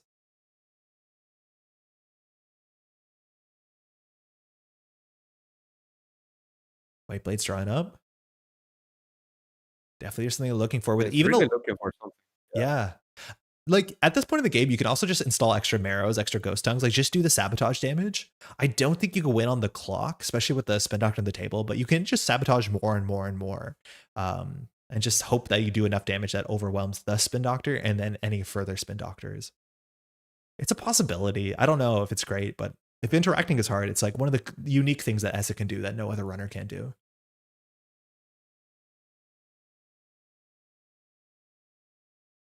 After the draw, Whiteblade is thinking here.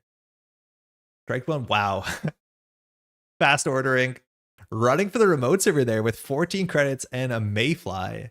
So I don't think there's any ice that the Mayfly gets punished by that you're expecting Wayland, besides maybe a 7-strength Stavka is a lot. But this 1-run breaker is threatening to win the game here if you think server 2 is safe. And it did look like MuslihaT was putting a lot of the effort and like mental load on protecting centrals, that maybe the server actually was an overextension. We'll find out if this is really an agenda or not.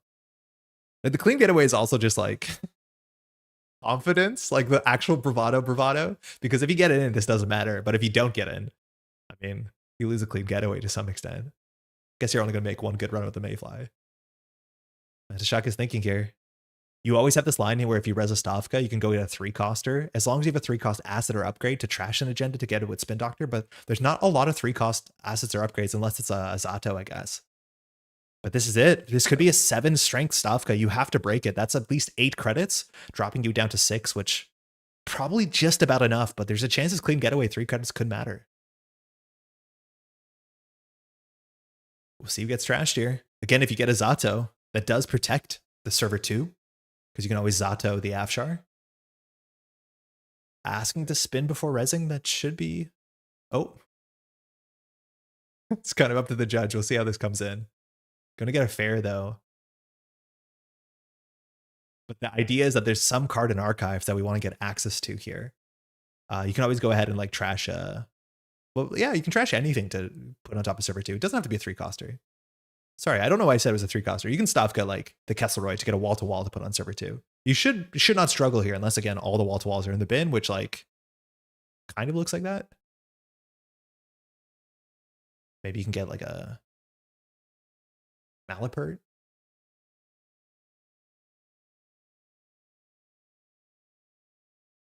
Again, we're still deciding whether we want to trash one of our installed cards to go get that extra 5 credits out of Whiteblade's pocket, let alone do an op thing.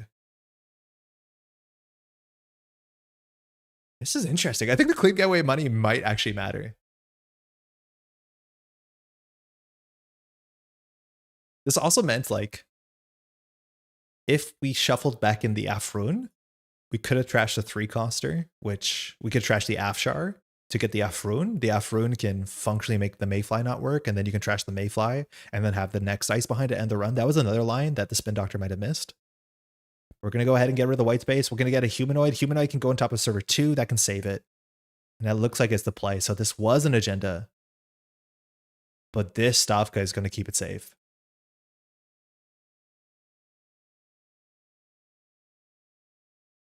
So now, if you want to keep your Mayfly, there's no reason to do it unless you want to chase down the Humanoid Holoman, because either you spend a lot of money to keep the Mayfly and then the Mayfly leaves, or you let the Stavka fire and then you lose your credits on the clean getaway.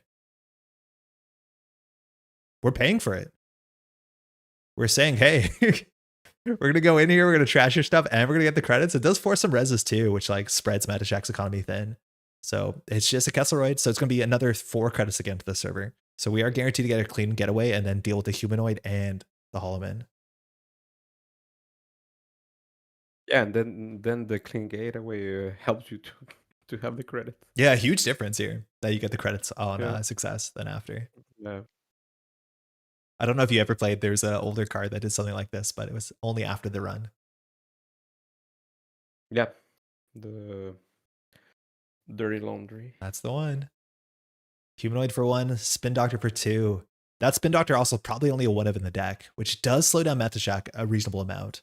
Now Whiteblade's down to 5 credits, 1 card in hand, and while Measured Response can just win the game here, ManintheMoon just has to have it. And I think there's a big chance this deck has Measured Response in it. I don't know why you would not. Maybe it's been a while since I played Tempo Up, but maybe you do cut that if you're not playing like acid damage. But if ManintheMoon has it, it'd be very easy and the game would be over. But it looks like either we don't have it in the deck or we don't have it, of course, in our hand. Those are the options.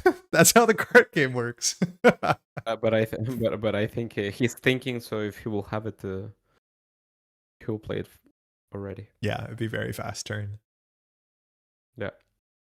9 cards left in R&D again. Even if all the agendas are in our archives, Whiteblade doesn't have to run it. Whiteblade just has to wait. Because eventually the Corp decks out or we go to time. So ManintheMoon has some work to do. Now this server got a bit worse because the Stavka is now only 2 strength. So this server, if you do drop another Mayfly, is 1, 2, 3, 4, 5. It's only 6 credits. And double install 2 and 5. 1 card in hand again. The lower you have cards in hand, the harder it is to prevent sabotage or like feel like you're controlling sabotage.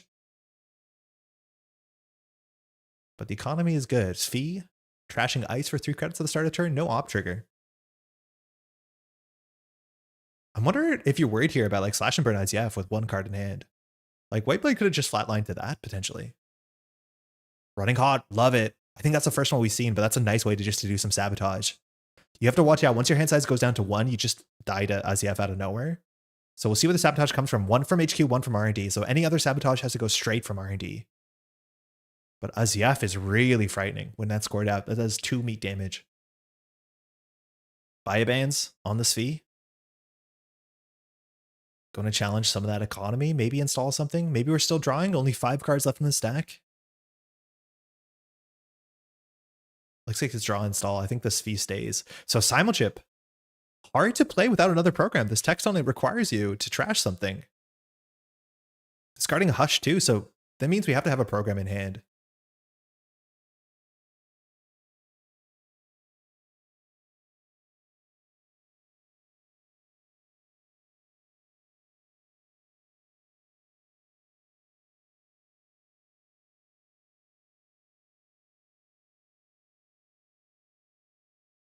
Two cards in hand is just enough here to protect yourself against IZF. I don't think this deck is on a foot.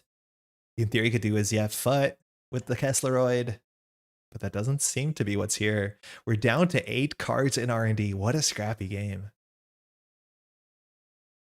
Yeah, it's what Whiteblade is looking for. I'm assuming you want to install some like fermenter or some sort of Hush and then just grab a Mayfly and make 1 good run. I think that's your hope. Like maybe it's a finality. That'd be best case. But like the Simulchip clearly was a priority. Maybe also just Simulchipping for the Begamut because the Begamut breaks barriers. There's a barrier on archives. It looks like there's a barrier on HQ, let alone it does some sabotage on the way. You'll have issues with the code gates, but the code gates in the deck are usually just Afshar, which is a problem, and White Space, which you technically can beat in other ways. But ManintheMoon is thinking here. Again, we technically have 10 cards because there's a Spin Doctor on the table, so R&D is a bit thicker than it looks, but those cards are probably just agendas being saved from archives. We're Sphinx the Stavka. Using Op for a 3-coster, Zato is your obvious answer here, unless you want to get a Maskarovka. Or a Sandstone, usually the barriers. It looks like it's a mask. So that is another card out of R&D, which actually does matter. We're down to 6 cards plus Spin Doctor. And Server 5 could easily be a second Spin Doctor. It kind of looks like it. double advance, triple, above the law, trashing Mystic. We're on game point. And now on game point, you don't have to care about the downside of putting a slash and burn in your archive. So MuslihaT can easily have it here as much as, well, we only have one card in hand. Marrow, Sabotage 1 from the top of R&D, 5 cards left on R&D. It looks like 2 Spin Doctors on the table. There's the Begamut coming down. Ooh, hitting an Iru on a maybe, well, it wasn't a 50-50, it was guaranteed, but another very powerful card to potentially close the game out. And this Begamut matters because you need to have a program. Trashing 1 from HQ, 1 from R&D. There's 4 in R&D. This might pop out 2 Spin Doctors, but we're running Begamut breaking this barrier for 1 credit. As good as it gets in the format for breaking barriers. 9 strength is a big number, but we're totally at the lethal SZF range, which at this point it doesn't matter. We're on 2 credits, or sorry, we're on 5 points. Kesselroyd we're accessing. Let's see what the spins do. There's at least 1 on the table. It looks like server 5 could be a second copy. And we know there's already us SDS drone deployment in the bin. So that one gets highlighted in green. The first Spin Doctor takes it away alongside an unseen card. Second Spin Doctor, again, we're down to 4 cards. Also getting popped automatically. Holloman's coming back for a win condition. And now we're going to see these 6 cards, another unseen. So 2 agendas looks like they went back into R&D with a Holloman. Or sorry, 3 agendas. Running HQ, hoping that this can be broken. There's nothing Begamut can't break. This did get advancements. If it's a Winchester, like it should be 1 credit to break this. Again, these cards were randomly drawn off of a Spin Doctor. And the first Spin Doctor shuffled 2 agendas back, so it's actually likely that one of these is an agenda. This is a great play. Single access here would be absolutely hype. Extract, no. Extraction. That means MuslihaT has an extract. So if you top deck a 3-2 and a slash and burn, or have the other in hand off the 50-50, you can get the flatline lethal here. You can also grab Holloman by trashing the Afshar on the remote server, and then fast advance a 3-2 out. So you do have a couple lines here. It looks like that's what we're going to do. We're going to grab a Holloman, put it on the table, and then hope that we either have a 50-50 top deck, or we top deck an agenda that we can score from hand. It looks like that's the case. Install. So we have it. Yep. Yeah. GG. That might have been a 50-50 whiff off the 3-2 or a top deck, but perfectly executed. Great game from both players. Really close. Yeah, last play from White Blade was really good. I mean, a lot of possibilities to find something on hand. Oh, wow. Yeah, that I wonder if that was a 50-50 in HQ. That was a super great line to pressure everything out there. Really, really good. 4 cards left in R&D. Well played, both players. Wild. Okay. We have maybe like half an hour left. Let's go find another game. Yeah. Good game, chat. That was good. That was a nice one. All right. Yeah. So we're getting some results. Metronome versus Jot. We saw that one. We have Kikai unfortunately taking a loss against Matrixo. We got to see Matrixo eat a lot of net damage earlier. And it looks like we can jump to maybe these middle tables. So let's see if Encoder and Yisun are still doing a little game of Netrunner. It doesn't look like they are, so they probably just have not reported yet. Oh, disaster. I closed my JNet window. Give me 1 second. I need to get that back.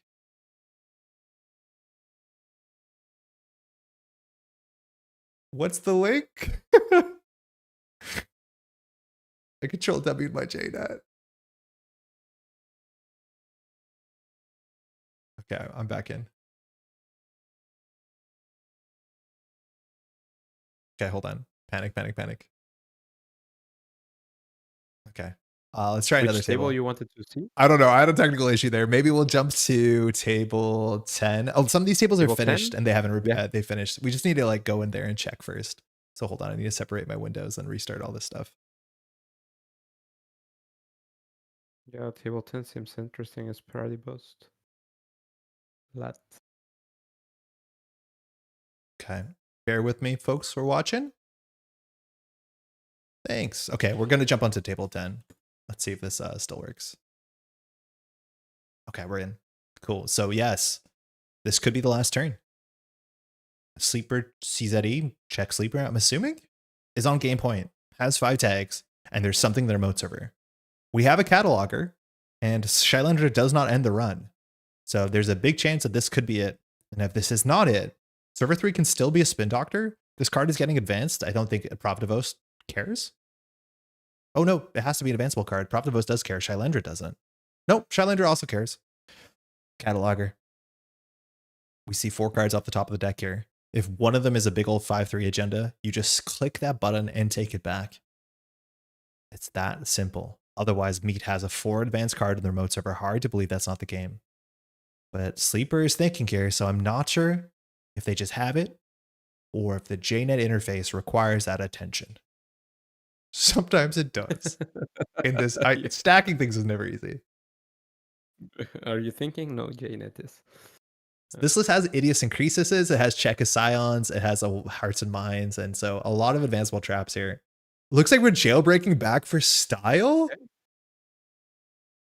Yeah, maybe it was a 2-pointer and 1-pointer. Yeah, you're right. Maybe you have to set this up to steal 2 agendas. That's so cool if that's the case. Taking some damage, getting some advancements, 6 advancements in server 3. Jailbreak draws a card, first card. Give us a crypto into an off-world. Wait, that was such a good line. Yeah. Yo, that's huge. Imagine you're like, maybe the deck is not running 3-pointers. That is so cool. When you think, okay, I'm safe. What are they gonna do? Cataloger and then click for 1 2-pointer? And then no, the answer is jailbreak. The remote server isn't embedded, so it's not game. It's just an embedded with a lot of counters on it. And I think that card has text, but I'm not actually sure what it is. Well played to both. Wow, what a cool finish. That's a really, really good finish. Yeah, the first damage didn't hit the jailbreak. There's always a chance that the Shylendra damage snipes the jailbreak, which is also going to be an issue. There's a chance that the jailbreak was drawn off the damage. I'd have to check too, because that could have been an option off the Onicom. Because the first, oh no, because the damage hit Propeller, I think. And then Onicom, so maybe not the case. Yeah, I guess it had to survive. That's really, really cool. Okay. We might not have, no, we should just watch tables because we want to be here until the end because of the results. Okay, so Esun and Coder I don't think reported. What's Lucifer up to? Give me 1 second. Yep. Only about 5 minutes left in the round.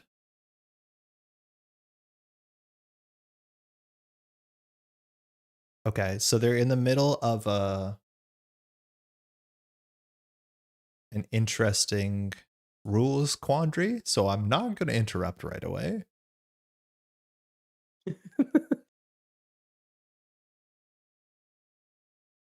Give us 1 second, chat. We'll be there in a moment. I'll describe the board state. Sorry? Yeah, it's Mirror Morph. It's a spree run on HQ. This looks like combo Mirror Morph. But they're currently trying to figure out a rules interaction. It looks like somebody didn't res, and then after you don't res, you cannot like spree over the Peach of Shang because the window is gone. So it looks like we lost a click on that turn. That was interaction. So important to understand with Arasana is that if they don't res ice and you pass a priority window, the window closes.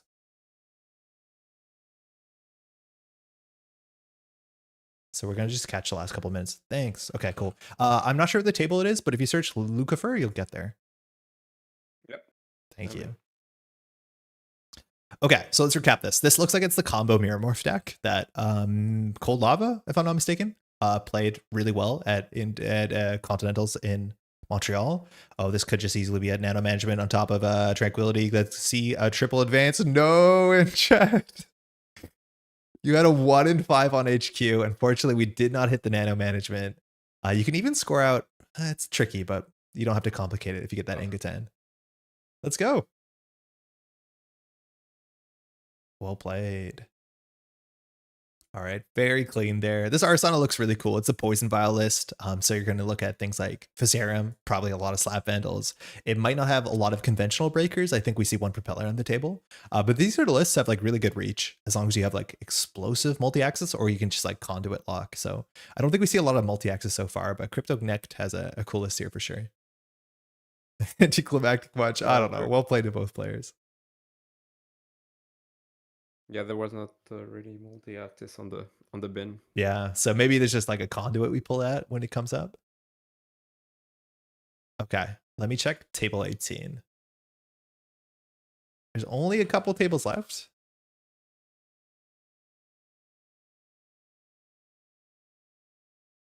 Ooh, we got quite a board state here. Let's just double check. We're good to stream, but we're looking at an LEO game. Super, super big board state. And thank you. Okay, we should be in.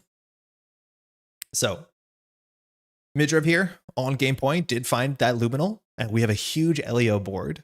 We have Biroids on every server functionally besides Archives. Oh, no, HQ's open, but we have the Doom Remote, the Managarm Analytic. Now, Diogenes on 0 credits playing Dewi, love it. Doesn't have a lot of money to his name, so has to figure out how to make the money. A single run with Knickknack can sell you as much as, I guess, 3 credits, 4 credits with the Buzzsaw. But trying to make a single run here is really, really, really hard. And again, trying to not mess up the math can be tricky. That's for sure. We've all been there. So if we look at the heap here, okay, can't really sort it, but we have rejigs, so that can be some explosive economy. We're on the Dewi side that you want to run with unused MU to get the card draw, which is not super important at this point with 1 card in your stack, but we're going to start by getting click back with Hannah. Double credit. Oh, we've done some good math. Triple credit. And then can we make 2 runs? I guess we can run HQ here. The question is whether there's an agenda in hand. Did we just score last turn?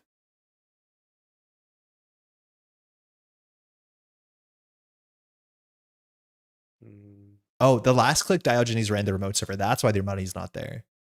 There's a drafter. Drafter's 2 credits. Then it's 1 credit for the Hagen. We're going to see a single axis here, but we can make a successful run and this cannot be stopped. Oh, undo click. Never done that. I did mess the math up. So it should be a 2 for drafter, and then you can break Hagen for 1. So we're clicking for another credit. Okay, this is so you can do cup and steal a card. Maybe trying to grab us like a seamless launch or something. But now we're in. Now we hit the Hagen. It's 2 strength. It has 2 Severtines. The first Severtine doesn't matter. Resolving it.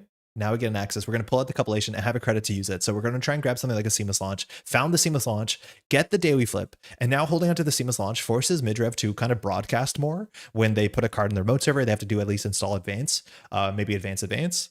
Petty cash is the start. And if we look at the bin, 1 other seamless launch is out there. So a 3rd seamless launch could still protect the vulnerability on it, but I don't know if the credits matter that much. An advancement here really does not change Diogenes' reach.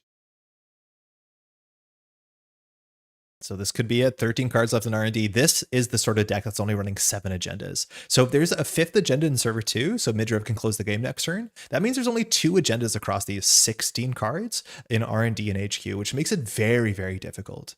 Now, Diogenes can sweep HQ with the cupulation and see everything, I'm pretty sure. You might just need a little econ there, but very cool that cupulation gets his counter from Dewi. I think you can use the credit, from Dewi. But server 2 is off and R&D is closed, so I'm not sure what you're doing here besides running HQ. 1 minute in the round. Triple cricks. We're seeing all of HQ, so unless Midriv drew a bunch of agendas all at once, I'm not sure if this is going to connect. Knickknack selling the revolver. Again, we can get through this with Echelon. It's the same credits. Hagen now up at 3 strength. It won't matter for that really set up Rising Tide. 5 strength Rising Tide's wild. And now we get the credit. There's a second seamless launch in there alongside some trashables. So seamless launch. No, we don't have it yet. Keep installing. Diogenes is going to get another turn. I just don't know what you can do with it besides hope. Like, if Midriv had an agenda, it would be in server 2. Time has been called. I should have found the agenda. Yeah. So either Midriv doesn't have the agenda and just drew the agenda, puts it in server 2, but like it's not an HQ. I think this matters a lot. This matters a lot. Because of time, you see there in the chat, like time was technically called after the bar where Midriv ends their turn. And if it was called a second sooner, Midriv would not have another turn and Diogenes would win on points. Like this half of a second is so important here. Because Midriv here, it looks like, and I'm not the judge, it looks like Midriv will have another turn to score what seems to be the agenda in server 2. Seamless launch, advance, if it's the vulnerability. But if Midriv doesn't have a turn here, that's it. Diogenes click for 4. There's a seamless into the double. Let's go. Get 8 points. And Midrev just taking it literally half a second to get to the win there. A clean 40-minute game. Yeah, good APM. That'll get you across the line there. 140 credits, 113 credits. This Daywee, I don't know if it says how many times you flipped your ability. That's like always the fun number here. But it's a lot harder to LEO when everything gets iced up like this. So you come a bit more of a value ID than this like fun asset running identity. But still looks like the runner did really well there. The numbers are good. Only 10 card accesses though, so that's not going to be great. We'll play to both. We should have a top cut for tomorrow. I think we should. I don't know if all the reporting is in, but it might just take us a second to get there. There's just 1 or 2 tables that still haven't reported, so it might just take a moment. Oh, wow. 6 tables IDing is not exactly what I expected. So I really have to hope that these players did the math right, because I don't have the confidence. I always go to a tournament and ask someone when it comes to that, because I don't know. Table 7 down, obviously, are playing, and then you can kind of track what the upsets look like. I want to say for single-sided Swiss, sometimes it's harder to track than double-sided Swiss, because you have there's a higher probability, from my understanding, for the pair up or pair down to happen, because it needs to enforce side parity. And so you end up in a more volatile kind of environment. So we'll see how that happens. It's always a bit more tricky. Good game, everyone. Chat on. Good games. Yeah, huge good games to everyone who made it through 10 days, 10 rounds, excuse me, of Netrunner across this day. That's a lot of Netrunner for sure. So hopefully everyone's feeling well and some portion are ready for tomorrow. At this time here, it feels like 10 days. Yeah, I know it's quite late.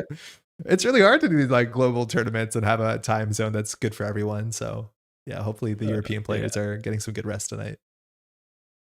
But it's a good way to go to sleep late. Yeah, that's for sure. Watching some Netrunner. Are you doing commentary tomorrow too? I don't know what your schedule looks like. I wasn't planning, but if there is a space, I will love it. Yeah, Abraham has some sort of schedule. I'm not sure if there's space or not, but that's cool. There's definitely more tomorrow. Again, if you're watching this now, yep. I think Leah was on the planning tomorrow, but she might be doing the top cut. Oh, cool. so maybe will be a space for me. There's a lot of names here that I don't recognize, so I'm like really happy with the idea that people are coming out to their first organized tournaments. If that's the case, hopefully you had a great time. Again, the Top Cut will not be streamed here tomorrow, from my understanding. Maybe the last rounds will. I don't think it's likely. But if you want to watch some Top Cut rounds, that will be tomorrow at Axu's channel. It'll be starting around, I think, 10, 11 Eastern is my guess. I should double check in the schedule before I say this stuff confidently, but it will be posted and always be running. If you go to Axu Netrunner and you hit that notify button, you'll know when it goes live. But that'll be coming up in like 14 hours. We're not far away from that. The waiting game. Got a couple rounds left. I think there's always like, a couple tables that they've resolved. It looks like there's about 6 tables left here. So if you say, I know that you picked your decks because you were going to pop out for a bit and do commentary. Say that you were going to play for the full, 10 rounds. Do you know what you would have played today? Not on the corp side. Mm-hmm. I'm kind of looking to find a corp I'm comfortable with before Worlds. I think on the runner side, I will certainly play Sable. Cool. This is what I have been playing during the whole Mega City Continentals season. So yeah, it's what I know. Yeah, no, that tracks. So and it's still good. So I think I'm like really fascinated about the Sable narrative because it's still the most represented runner. And I do think the Sable is converting less easily compared to the MuslihaT lists. And whether we'll see like, the average criminal become MuslihaT in the next 3 weeks is like a fascinating sentence that I didn't think we'd have to say or that we would be saying when, Elevation came out. Yeah. In my understanding, Sable wasn't that played before Elevation, and I mean was played, but it just went really up. Yeah, I think Sable was still played pretty consistently. Like Sable almost won Worlds back in 2023, if that's correct. Yeah, in coming in second in Barcelona. Okay. I think Sable is just always maintained to be good. It's just I don't think people were excited to play Reg Crim that consistently for that long of a time, but it's more so that like I'm interested in the idea of MuslihaT overthrowing Sable because I think MuslihaT's just kind of just been there and been so consistent for such a long time. This is neat. And still, of course, a lot of people who are probably preparing for Worlds have some secret decks that they're not showing, and they're going to keep their cards close to their chest. And we'll use this sort of information to get an idea of what other people are doing and what works and what doesn't work. But oh man, 3 weeks. This is also the time on Netrunner DB where people post less and less, fewer and fewer lists. So if you're trying to look for some inspiration, I think it gets a bit quiet in a way that feels a bit eerie. So if you're trying to find some cool decks to jam on JNet, you might be a bit quiet. Yeah, I have never seen that many private games in Yeah, JNet, right? but now it's like a lot of secret around. So cool. I mean, I'm so looking forward to see what people will be bringing to Worlds. It's like a mixture of worlds, but also like new ban lists. So there's a lot of secrecy. If there's like no changes to the ban list, I think there'd be a lot more public games where people are like, okay, we'll continue to play Outco and we'll continue to play, Sable. But yeah, it's a very interesting time for sure. Yeah. All right, doing a double check. We only have about 4 tables left here before we can conclude. So bear with us for a minute. I'm on the cusp of maybe throwing to some audio. Had a blast today. All the games I lost are super close nail biters. We saw some really close games on stream. I think we saw a couple that were like, relatively one-sided, but they were like still great performances, obviously. But a lot of the games we're seeing are close. I think on average, the data I've seen so far suggests that corps are still ahead of runners, which is something I was surprised going to this list, or going to this ban list. But obviously, time will tell. Like, I don't think we saw any like corp archetypes that we weren't expecting, but I think that's the sort of thing that someone would say for Worlds if they had it. I think the Epiphany's like overperformed. Epiphany, yeah. It's a bit. But like that deck for me existed was in the last meta if you wanted to. It's people are actually playing it and playing it well. Yeah. Pretty much all the stream games I Just watched need a today. good player to put a deck back in the mind of everyone. Pretty much all the stream games I watched today were bangers. Netrunner might be a pretty good game. That's one. That's like always the thing that happens. If you're playing, if you're casting, if you're a spectator, is like usually leaving a Netrunner event. The thing that you want to do is just play more Netrunner, which is just so funny. But that's great. It's always good. It's always the thing that gets you more in the I game. find cool that the out of NBN factions are pretty much better split now. Sorry? I like that out of NBN there is we see all the factions being played. Oh, the identities? Kind of all the factions like Oh, yeah. we see almost a third and HB Jinteki and Yeah, barring that's really cool NBN, I because think things are okay, I guess. yeah. Yeah. Yeah, They yeah. not having the best year so far. I don't know. They can still do well for sure, but it's Yeah, but definitely all the continental systems was more than the half of the field playing Crim. So Oh we yeah, see a bit more that's getting better. shaper, being more. So I find cool. Just before Worlds, I think is really exciting to see more colors. Playing today felt pretty runner favored, but maybe the top corps are performing better. Didn't run into any LEO. That's surprising, CBs. Like LEO is, I think, the second most represented corporation. I think that's yeah. I'm surprised. I think that's probably not the common narrative there. But there's always also a difference between like corp winner run win rate, corp runner win rate, maybe at top tables versus middle tables versus bottom tables. So if you're looking at data, I think you have to extract it from that. But yeah, there is often a shift between the gradient across performance, which is cool. I hit LEO for my first 3 games in a row. Yeah, that's like what I'd expect. I think Alco and LEO, you could go a whole day and just play against those. Event was massively corp favored, close to 60-40 when you filter down to just top decks. Really? I think that was like some of the data that I saw early, but damn, that's big. Played against 5 different corp IDs. That's not bad in 5 rounds. Actually, that's really good. Sorry, I was like 10 rounds. That's not that great, but yeah, no, it's only 5 rounds because of the way SSS works. That's actually really good. Okay, I think we're almost there. Yeah, I think just one table Yeah, more. one table left. Well, hold on. I think corpse benefit for unknown meta overall. I think that's true, but like what we've seen is not.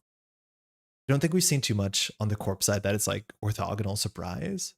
It seems like look at these players here on the left. Like I don't know if I know what Eden's Alco list is. I think we saw it play on stream, but these LEO decks are just kind of what you'd expect. I don't want to like downplay cool deck building and interesting choices, but I don't think it's incredibly surprising what they're doing. They're just doing it really well.